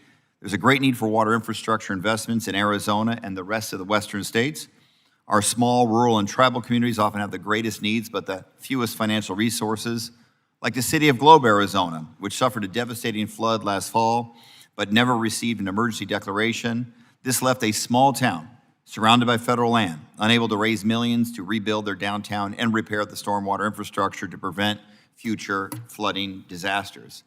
A 25% federal match is a heavy lift for Globe and many others. I've heard time and time again for local leaders that the cost share can be the difference between moving a worthy project forward or leaving an infrastructure need unmet. Chairman Yucca Pasillo of the Pasco Yaqui tribe in Arizona previously testified before this committee. While they were able to break ground on a critical water supply project through my Arizona Environmental Infrastructure Authority, the tribe called this committee's attention to the fact that only a small number of tribes in EI-eligible states have applied for and received aid through the program. These programs are essential to securing reliable water supplies, but still, too few tribes and disadvantaged communities can overcome the financial barriers. As WRDA negotiations continue with the Senate, I urge my colleagues to join me in recognizing the need for parity across the programs.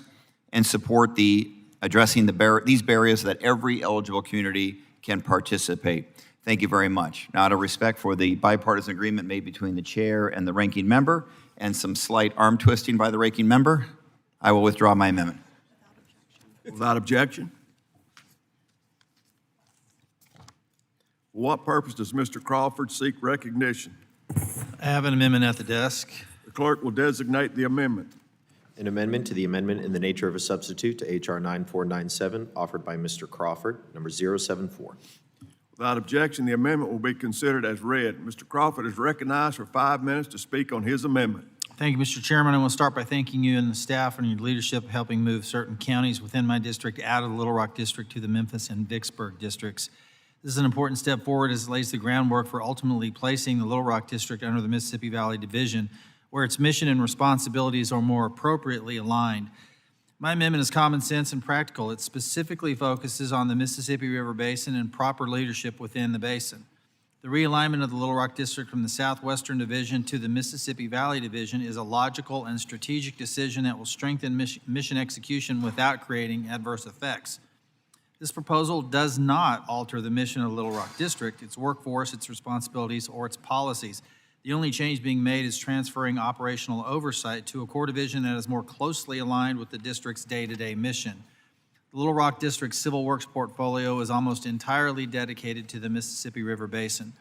The majority of the district's Civil Works responsibilities involve managing the Arkansas River, the White River, and numerous other rivers and tributaries that directly influence the Mississippi River system. These waterways don't operate independently. They function as one interconnected watershed that requires coordinated planning, water management, navigation, flood risk reduction, and ecosystem restoration.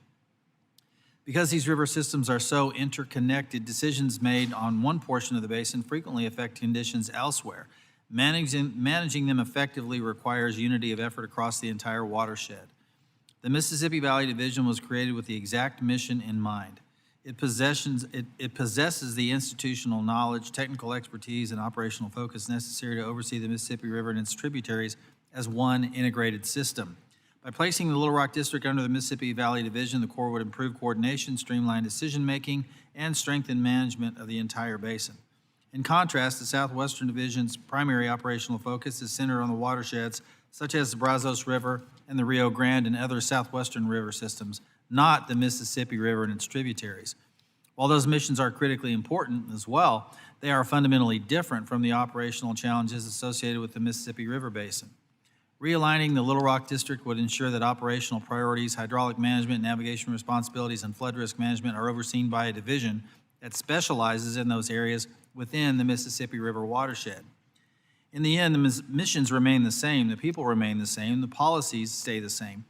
The only thing that changes is placing the Little Rock District under the division whose mission, priorities, and expertise are already centered on the watershed it serves every day.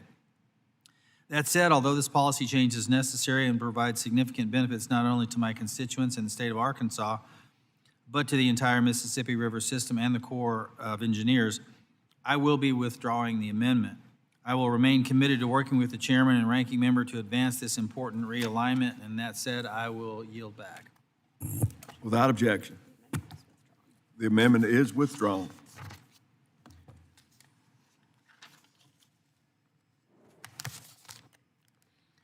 For what purpose does Ms. Davis seek recognition? Mr. Chairman, I have an amendment at the desk. The clerk will designate the amendment. An amendment to the amendment in the nature of a substitute to H.R. 9497, offered by Ms. Davids, number 078. Without objection, the amendment will be considered as read. Ms. Davids is recognized for 5 minutes to speak on her amendment. Thank you, Mr. Chairman. As many know, engineering and architectural services are critical to the work of the U.S. Army Corps of Engineers. These professionals provide essential services like production and delivery of designs, plans, drawings, and specifications for public works and utilities. The Corps relies on private sector engineering companies like those in Kansas City to support their internal capacity and provide specialized skills. A 6% fee limitation for architectural and engineering services on federal projects was first introduced in 1939 as a cost control measure to support the nation's urgent defense buildup ahead of World War II. However, I've heard from my constituent companies that the outdated fee cap is not representative of the cost of architecture and engineering, which vary greatly depending on the project and scope of services. We addressed this issue through Section 2881 of the NDAA for fiscal year 2024, raising the cap to 10% for the departments of Army, Navy, and Air Force. According to some experts, this increase better reflects the value of innovation in this space and allows firms to cover the rising costs of labor, among other business costs. I'd like to commend the committee for including a GAO study in the base text of this bill to analyze this issue, but I offer this amendment to create parity with a law we've already passed. Parity our constituent companies have told us they need to remain competitive. Mr. Chairman, I yield back. Gentlelady yields. Did you offer withdrawal? Mr. Chairman, I plan to withdraw the amendment, but would certainly love to have the committee's assurances that we can keep working on this issue. Absolutely. Thank you, Without Mr. objection. Chairman. I withdraw my amendment and yield back. Without objection.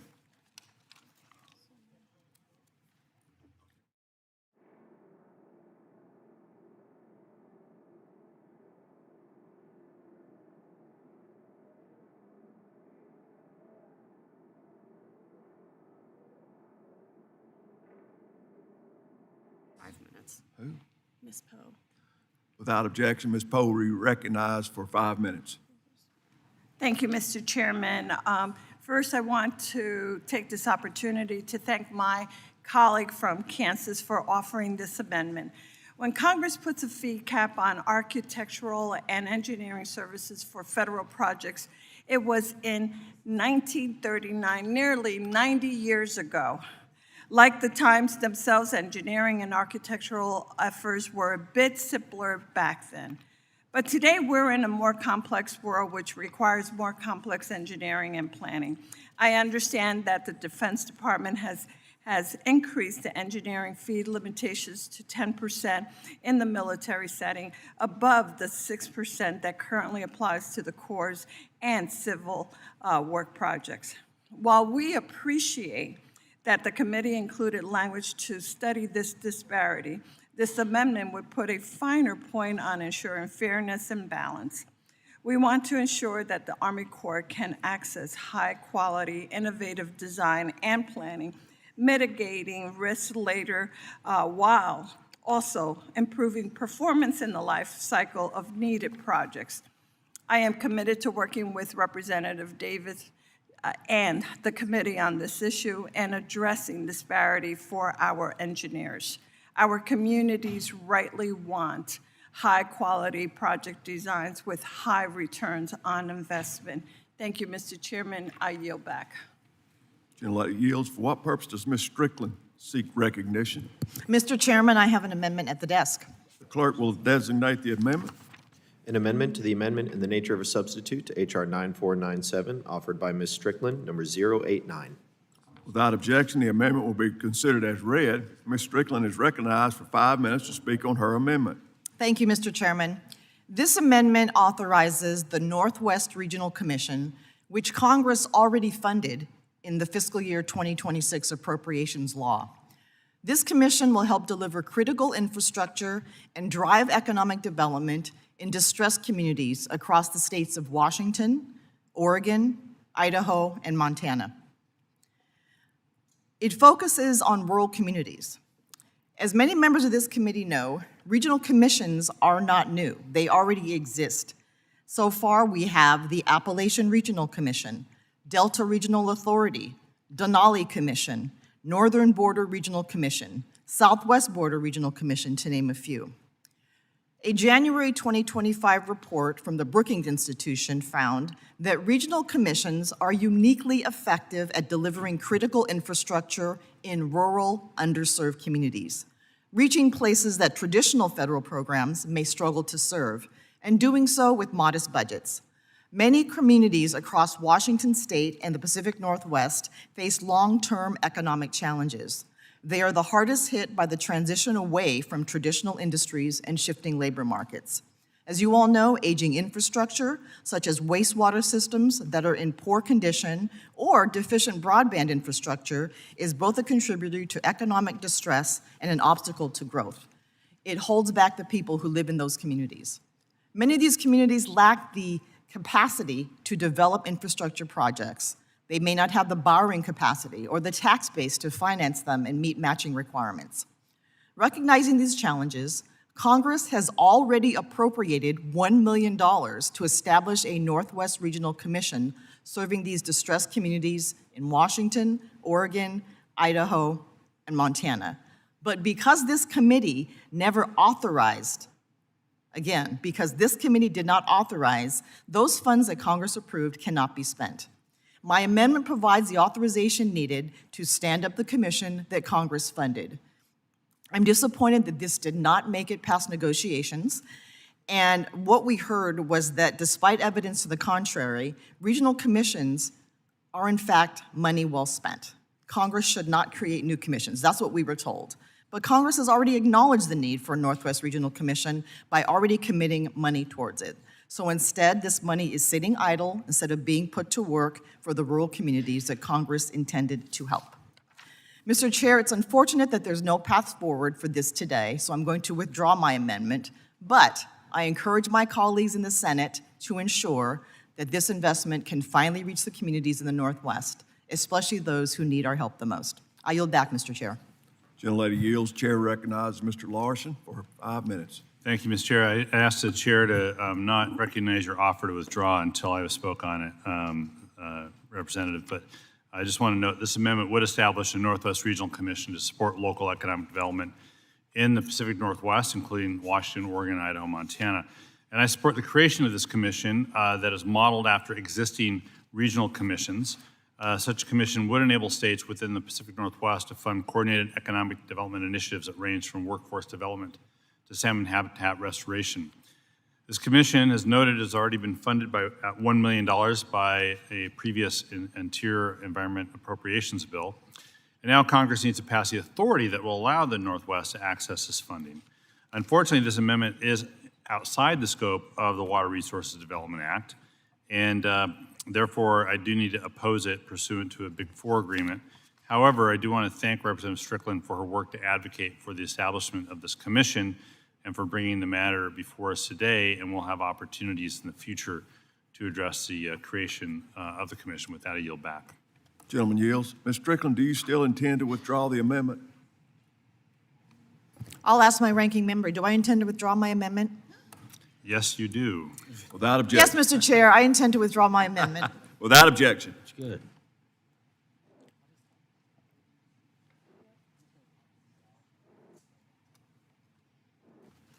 For what purpose does Mr. Babin seek recognition? Mr. Chairman, I have an amendment at the desk. The clerk will designate the amendment. An amendment to the amendment in the nature of a substitute to H.R. 9497, offered by Mr. Babin, number 036. Without objection, the amendment will be considered as read. Mr. Babin is recognized for 5 minutes to speak on his amendment. Thank you, Mr. Chairman. And I want to thank not only you, but Ranking Member Larson for your work on this very important legislation. I offer this amendment today to improve how Harbor Maintenance Trust Fund dollars are distributed to our nation's energy transfer ports.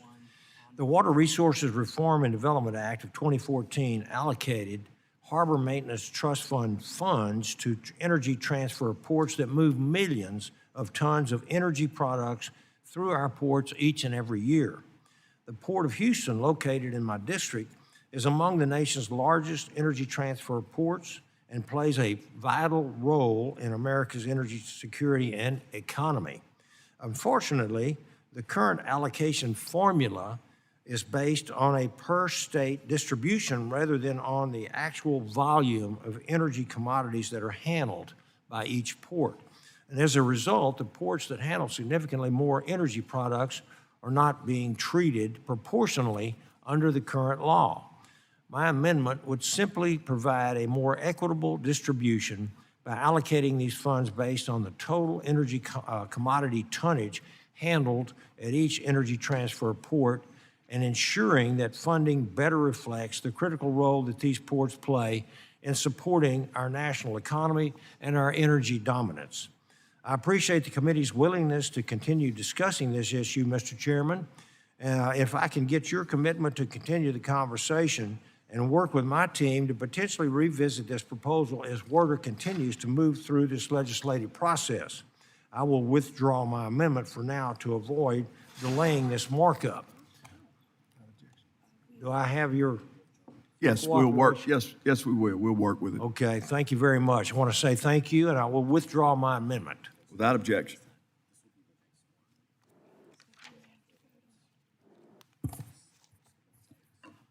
For what purpose does Mr. Ball seek recognition?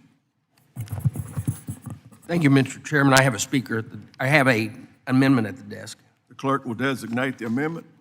An amendment to the amendment in the nature of a substitute to H.R. 9497, offered by Mr. Bost, number 035. Without objection, the amendment will be considered as read. Mr. Boss is recognized for 5 minutes to speak on his amendment. Thank you, Mr. Chairman. First, I want to thank the ranking member, Larson, and the chairman's leadership in Bipartisan Water Resource Development Act. I appreciate the tremendous amount of work that has gone into this legislation. I strongly support advancing the bill forward. Today, though, I am offering an amendment related to my bill, H.R. 1285, the Water Infrastructure Subcontractor and Taxpayer Protection Act. I believe we have both an opportunity and a responsibility to strengthen protections for taxpayers, subcontractors, and the federal government on all water infrastructure projects. As many of my colleagues know, payment and performance bonds have protected federal construction projects for nearly a century. They ensure taxpayers receive the projects they paid for, while also protecting the small businesses and subcontractors that perform the work for bearing the financial consequences if a prime contractor fails. While new and innovative delivery methods have become more popular for protecting delivery, not all are required by law to have bonding protection, posing a significant threat to taxpayers, workers, and small businesses. It is critical that a long-standing protection offered by payment and performance bonds are in place on all projects where taxpayer dollars are at stake, regardless of the procurement vehicle selected. I'm recognized that this is an issue that deserves thoughtful consideration and continued discussion with the committee. I also recognize that this legislation has garnered significant bipartisan and bicameral support that warrants additional attention from this committee. Mr. Chairman, I understand that you and the ranking member intend to continue the committee's work on additional water infrastructure protection later this year, and that there will be other opportunities for the committee to consider measures that could be accommodated in today's markup. I appreciate your willingness to continue to work, and today I would like to get a commitment from you and Ranking Member Larson in agreement to hold an additional markup this year on water infrastructure priorities to give H.R. 1285 the full consideration it deserves as part of the process. We commit to working together. With that understanding, and in interest of moving forward with the water bill today on a bipartisan basis, I want to withdraw my amendment, and I thank the chair, and I yield back. Without objection.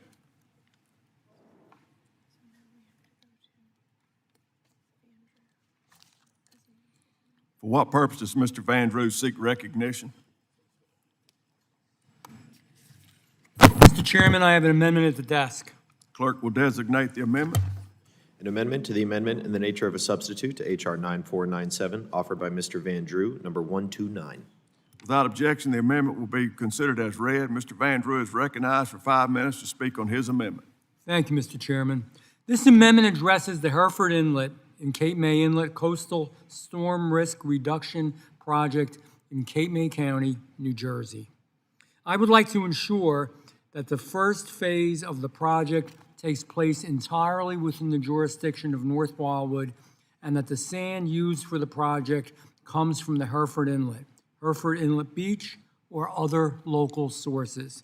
North Wildwood has experienced years of severe and problematic erosion. Every major coastal storm brings renewed concern for the residents, the businesses, and critical infrastructure that depends on a healthy, protective beach. Mr. Chairman, this is simply not about rebuilding a beach. It is about protecting lives. It's about protecting homes. It's about protecting businesses. It's about ensuring this community has the same level of protection that so many other coastal communities have already received. This project is intended as a regional solution, but that approach has faced significant implementation challenges. Meanwhile, North Wildwood continues to experience substantial severe shoreline loss, while the ongoing general reevaluation program and report works towards a long-term solution for the entire project area. This amendment addresses immediate public safety and public safety concerns while the Corps completes its broader planning efforts. I've had productive conversations with this committee, and I sincerely appreciate their willingness to engage on this issue.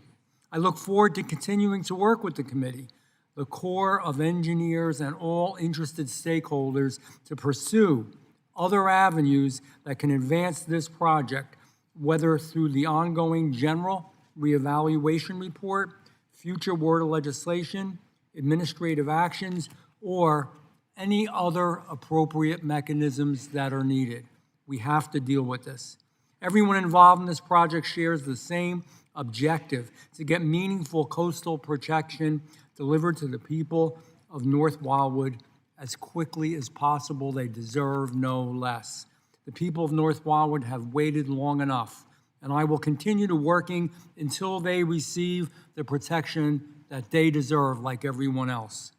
With that understanding and the spirit of continuing to work collaboratively with the committee to find the best path forward, I ask the chairman if the chairman and staff and ranking member will work with me on this very important issue. Yes, we will. I thank the chairman. I thank you, Mr. Chairman, and in that case, I will be withdrawing my amendment for future work, and I yield back, Mr. Chairman. Without objection.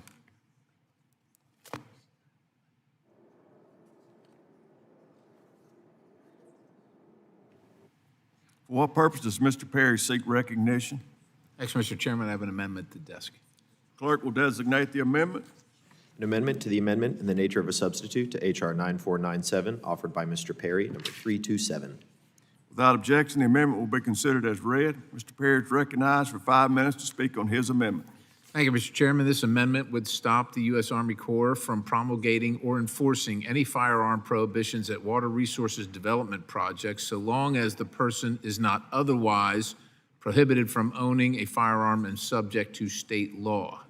This would harmonize USACE's treatment of firearm possession with those of other federal land agencies such as the National Park Service and Bureau of Land Management. USACE's proposed rolling back its broad-based firearm possession prohibition during the end of President Trump's first term, but this action was never completed. This language mirrors a provision included in the House version of the Energy and Water Appropriations Act every fiscal year since we reclaimed the majority FYs 24, 5, 6, and 7. This amendment simply restores the Second Amendment rights of Americans if they are on Army Corps property. The God-given rights of Americans shouldn't end just because they cross an arbitrary line into USACE's jurisdiction or property. With that, I urge adoption and yield the balance. Gentleman yields. Chair recognizes Ms. Davids for 5 minutes. Thank you, Chairman. The ranking member opposes the amendment offered by Mr. Perry. For decades, the Corps has allowed law enforcement and hunters to freely possess loaded firearms on Corps property, but has required others to obtain written permission to possess a firearm on Corps lands.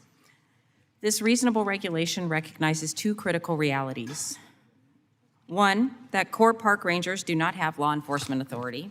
And two, there is a security risk in having unrestricted firearms close to critical national infrastructure, such as dams, navigation locks, and hydroelectric facilities. The ranking member opposes this amendment and encourages all members to do the same. Mr. Chairman, I yield back. Do any members wish to speak on this amendment, be recognized on this amendment? Mr. Hurd, you want to speak on this? Yes, sir. Thank you, Mr. Chairman. I do support this amendment, but I'd like to use my time to speak in support of the underlying bill. I'm proud to support this important legislation that provides critical support to America's water infrastructure and helps support the growing economy in western and southern Colorado. Amid increasing partisanship that we see in this body. The fact that Congress has been able to move WRDA every 2 years since 2014 is a testament to the serious bipartisan nature of this legislation. This bill modernizes our nation's waterway infrastructure through a bottom-up approach, consulting our local U.S. Army Corps districts and the project owners they work with on which projects are ready and in need of feasibility studies or construction authorization. This ensures that we craft a WRDA bill that fully supports our local needs and relies on the feedback of people who are closest on the ground in dealing with these issues every single day. I'm particularly proud that this bill includes my request to include Colorado among states eligible for Section 595 Environmental Infrastructure Authority, which supports water infrastructure development in rural western states while authorizing up to $150 million in project authority for projects within the Centennial State.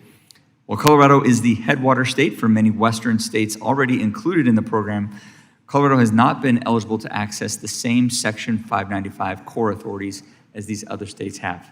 The Section 595 program provides design and construction assistance for projects that deal with critical issues such as flood risk management, wastewater treatment, and drought resilience, which are all important for rural communities in my district in western and southern Colorado. I'm proud that this bill helps support these communities and ensures that they have access to these federal resources. I want to thank Chairman Graves, Ranking Member Larson, Water Resources and Environment Subcommittee Chairman Collins, and Ranking Member Wilson, as well as the amazing T&I committee staff for putting this strong legislation together, and I look forward to advancing it. Thank you, Mr. Chairman. With that, I yield back. Gentlemen, yield. Do any members wish to be recognized on this amendment?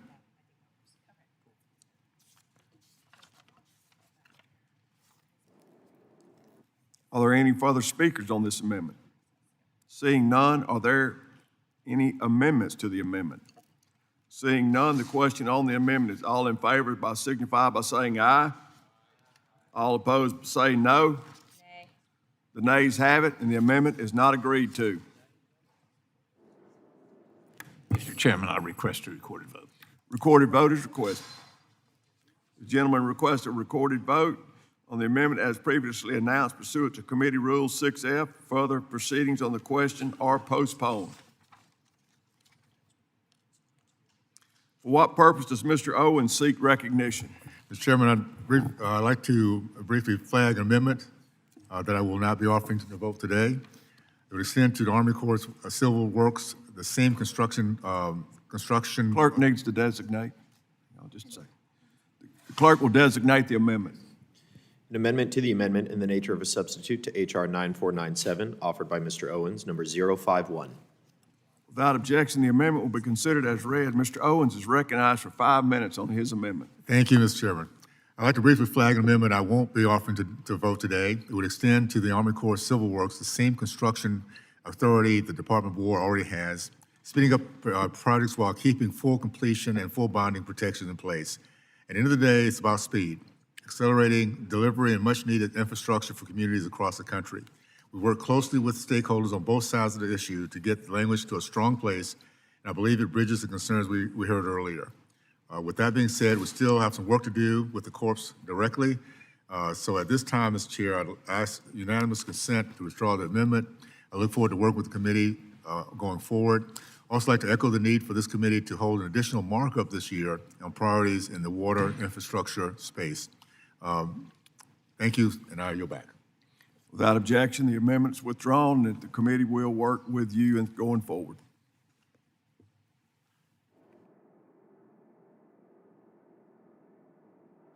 The committee will now stand in recess.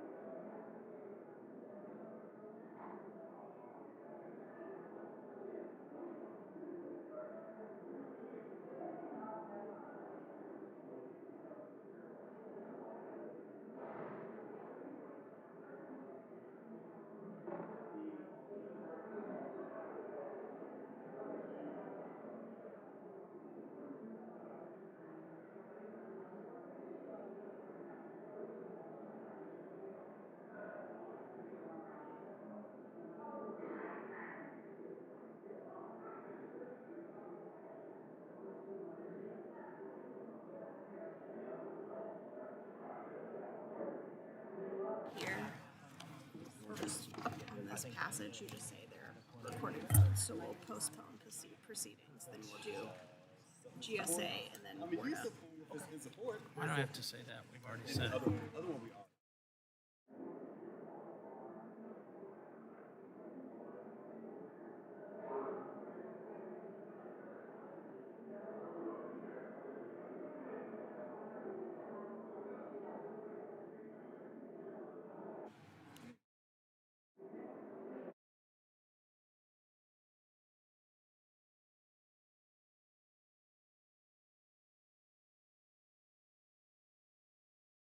Station Infrastructure will reconvene the previously recessed markup. For what purpose does Mr. Mass seek recognition? Thank you, Mr. Chairman. I'd like to speak on an amendment I have for a moment. Designate. An amendment to the amendment in the nature of a substitute to H.R. 9497, offered by Mr. Mast, number 178, revision 1. Without objection, the amendment will be considered as read. Mr. Mass, you're recognized to speak. Thank you, Mr. Chairman. In 2018, members of this committee authorized what was known as the Everglades Agricultural Area Reservoir. Massive project, 17,000-acre project, stores 78 billion gallons of water to clean water and send that water south through Florida into the Florida Everglades and into the Florida Bay. And it had to be cleaned before it goes into the Everglades because that lake water that comes out of it's so dirty, it was making the Everglades very dirty. So we voted to authorize it. We voted to fund it with every federal dollar that we've spent and had it matched by the state government as well. So great project. This has been a partnership for more than 2 decades, no matter who was in charge.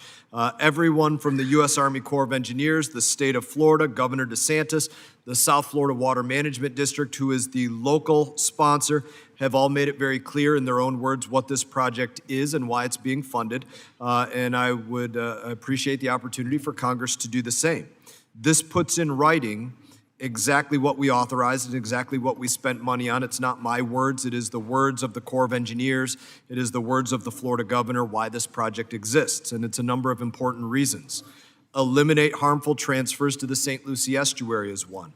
Reducing harmful transfers of water to the Caloosahatchee River is one.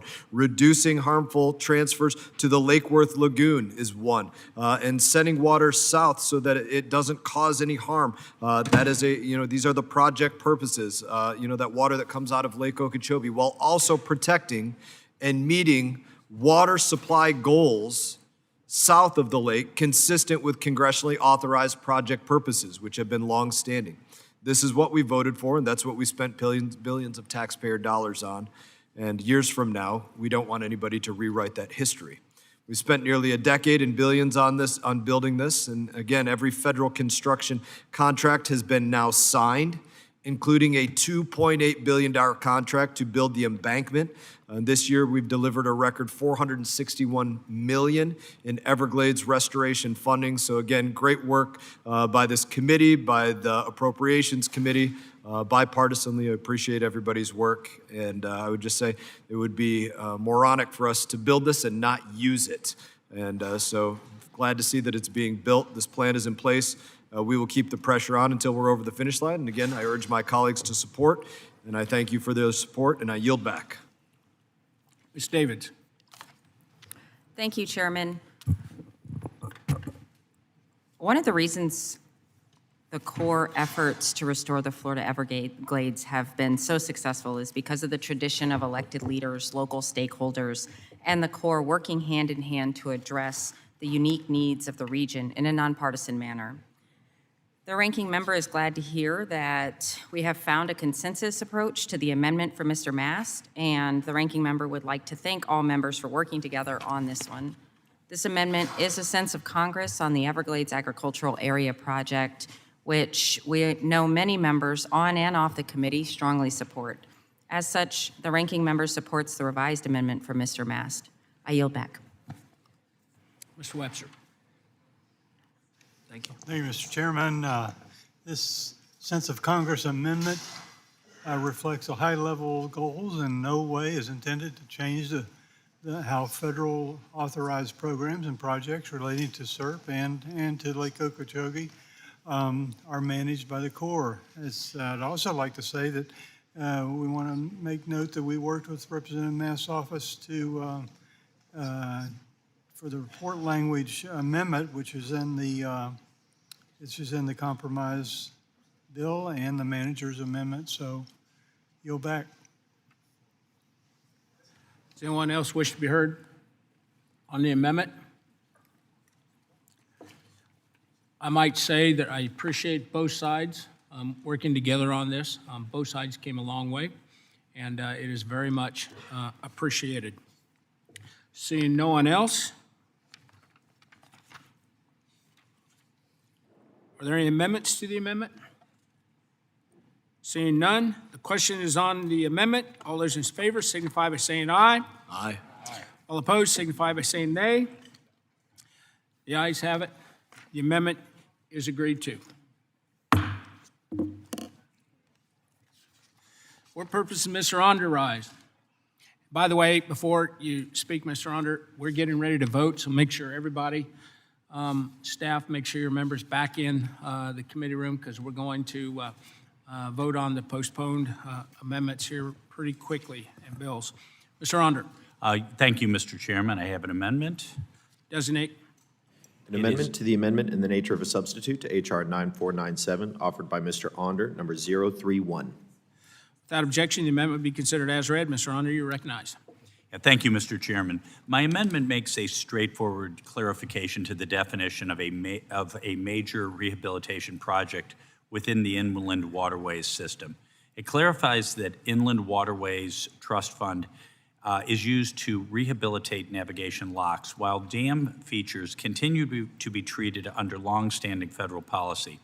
This is a technical clarification, but it has important implications for how rehabilitation costs are shared.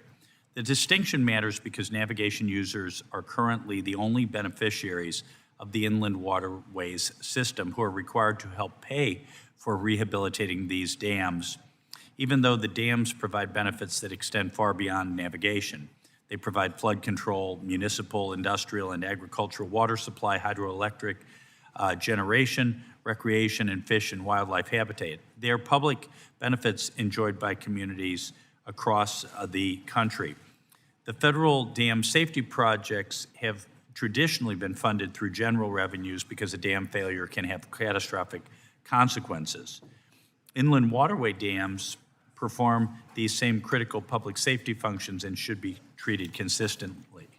Earlier this year, I joined at least 29 members of Congress from both sides of the aisle, including members on and off this committee, in requesting that this clarification be included in WRDA 2026. Although I'm disappointed that it wasn't included in the base bill or the manager's amendment, I appreciate the committee's willingness to continue discussing this issue. At the end of the day, this is an issue of fairness. Navigation users should not be expected to bear the cost of rehabilitating infrastructure that serves the entire public, not just navigation. I look forward to continuing to work with the committee and my colleagues to find a solution.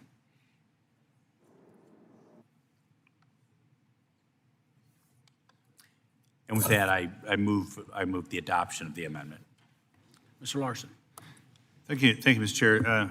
I oppose the amendment that Mr. Onder has offered. This amendment amounts to a cost share shift for projects on the inland system, which this committee has already acted on in the last 3 WRDA bills.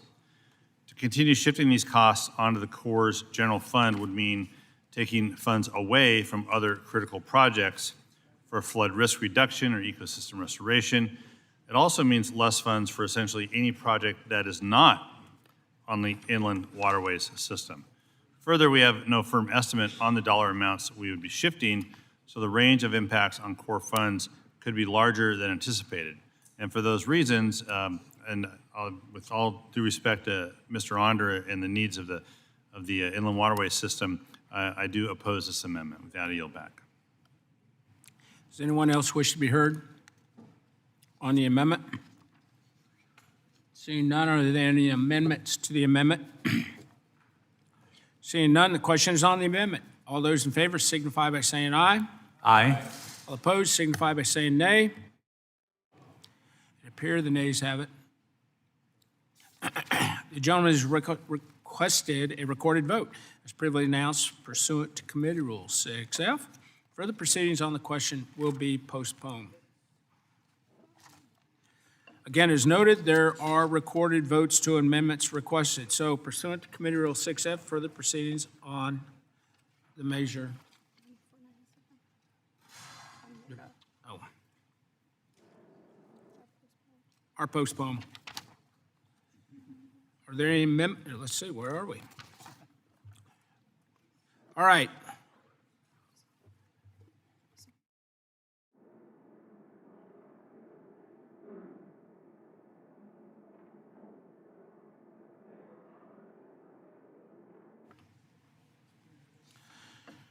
Right, the committee previously postponed proceedings on the GSA resolutions in block. The question is now on the GSA resolutions in block, which are agreed to by voice vote. Is a recorded vote still requested? The recorded vote is still requested. So we're going to hold this vote open for a little while till we get everybody in here. We'll go ahead and open the board. The chairman will be voting aye. Ranking will vote aye.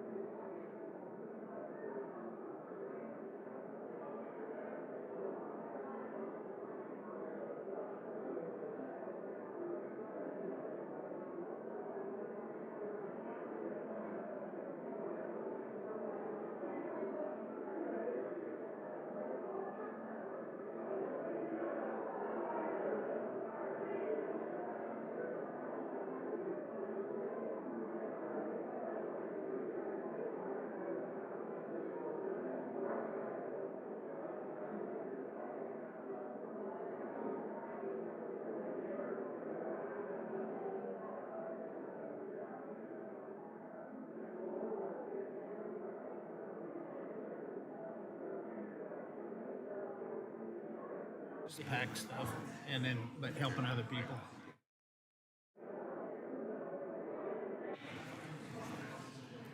Andrew just got it.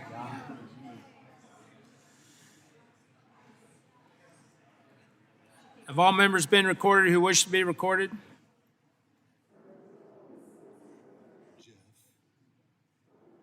Don't need to sit down to vote, Jeff.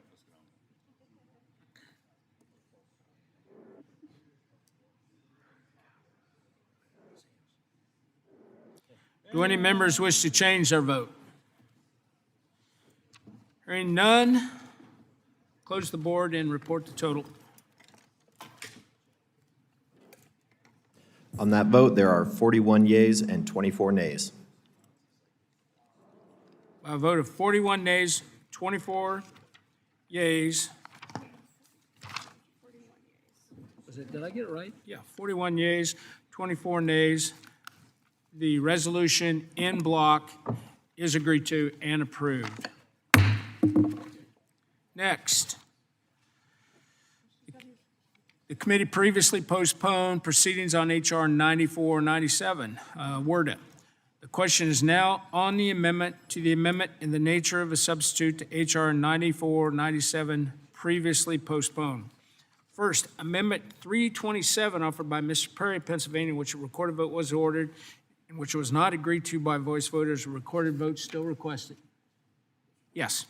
A recorded vote is still requested. Members will record their votes using the electronic voting system. The chairman intends to vote no. Ranking to vote no. Open the board.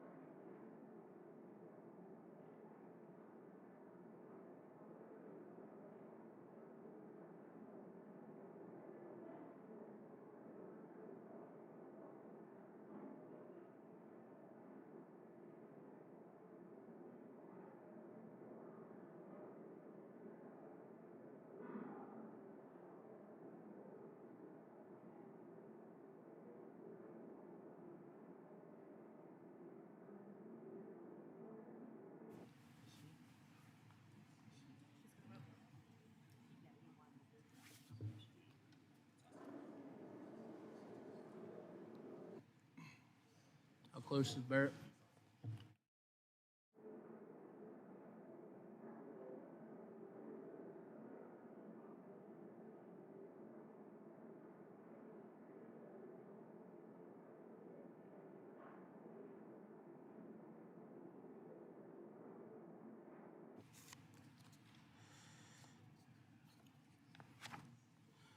Have all members been recorded who wish to be recorded?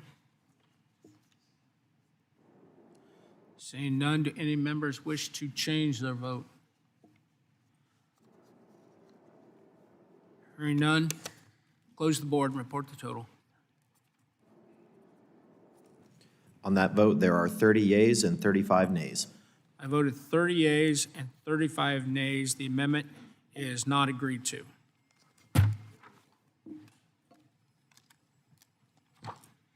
Next, amendment number 31031 offered by Mr. Onder, in which a recorded vote was ordered, which was not agreed to by voice voters. A recorded vote still requested. A recorded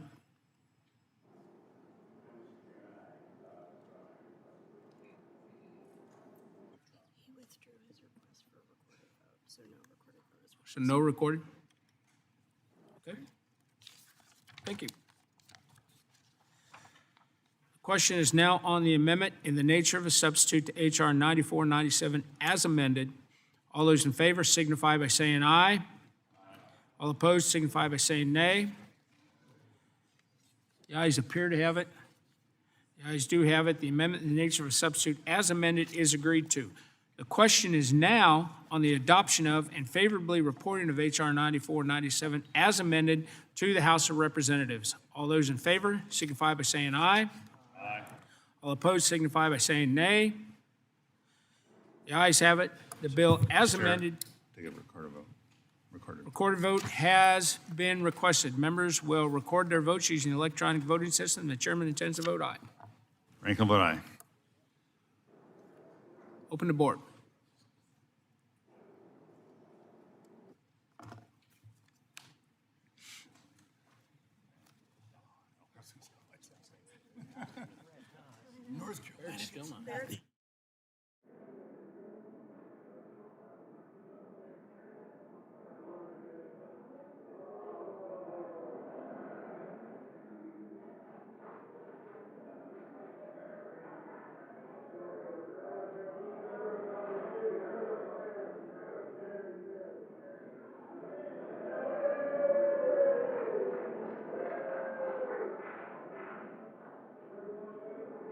Has everyone voted that intends to vote?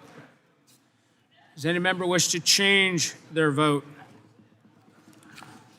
Close the board and report the total. On that vote, there are 66 yeas and 0 nays. My vote is 66 yeas and zero nays. The bill as amended is agreed to and offered favorably reported to the House. Without objection, the motion to reconsider is laid on the table.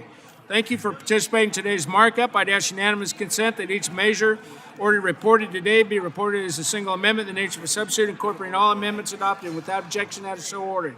I'd ask unanimous consent that the staff be authorized to make all necessary technical, clarifying, and conforming changes to each of the measures ordered reported today to reflect the actions of the committee. And without objection, that is so ordered. Pursuant to House Rule 22, Clause 1, I'd ask unanimous consent that the chairman or his designee be authorized to offer such motions as may be necessary to the House and go to conference with the Senate on the legislation adopted today in any similar measure. Without objection, that is so ordered. I'd ask unanimous consent that the chairman, after consultation with the ranking member, have authority to strike or revise any provision or measure of ordering reported today, measures ordered reported today that would cause a sequential referral to another committee or that would cause the bill to be subject to a budget Act or Rule 21, cut-go point of order. Without objection, that is so ordered. Pursuant to House Rule 11, Clause 2L, I'd ask unanimous consent that all members of the committee have at least 2 calendar days in which to file any supplemental, minority, additional, or dissenting views on the legislation adopted today. Without objection, that is so ordered. Pursuant to Rule 6F, the rules of the Committee on Transportation Infrastructure, I note the presence of a quorum for all actions for all committee business today. And with that, thank you everyone for being here. The Committee on Transportation Infrastructure has completed its business. Committee is adjourned.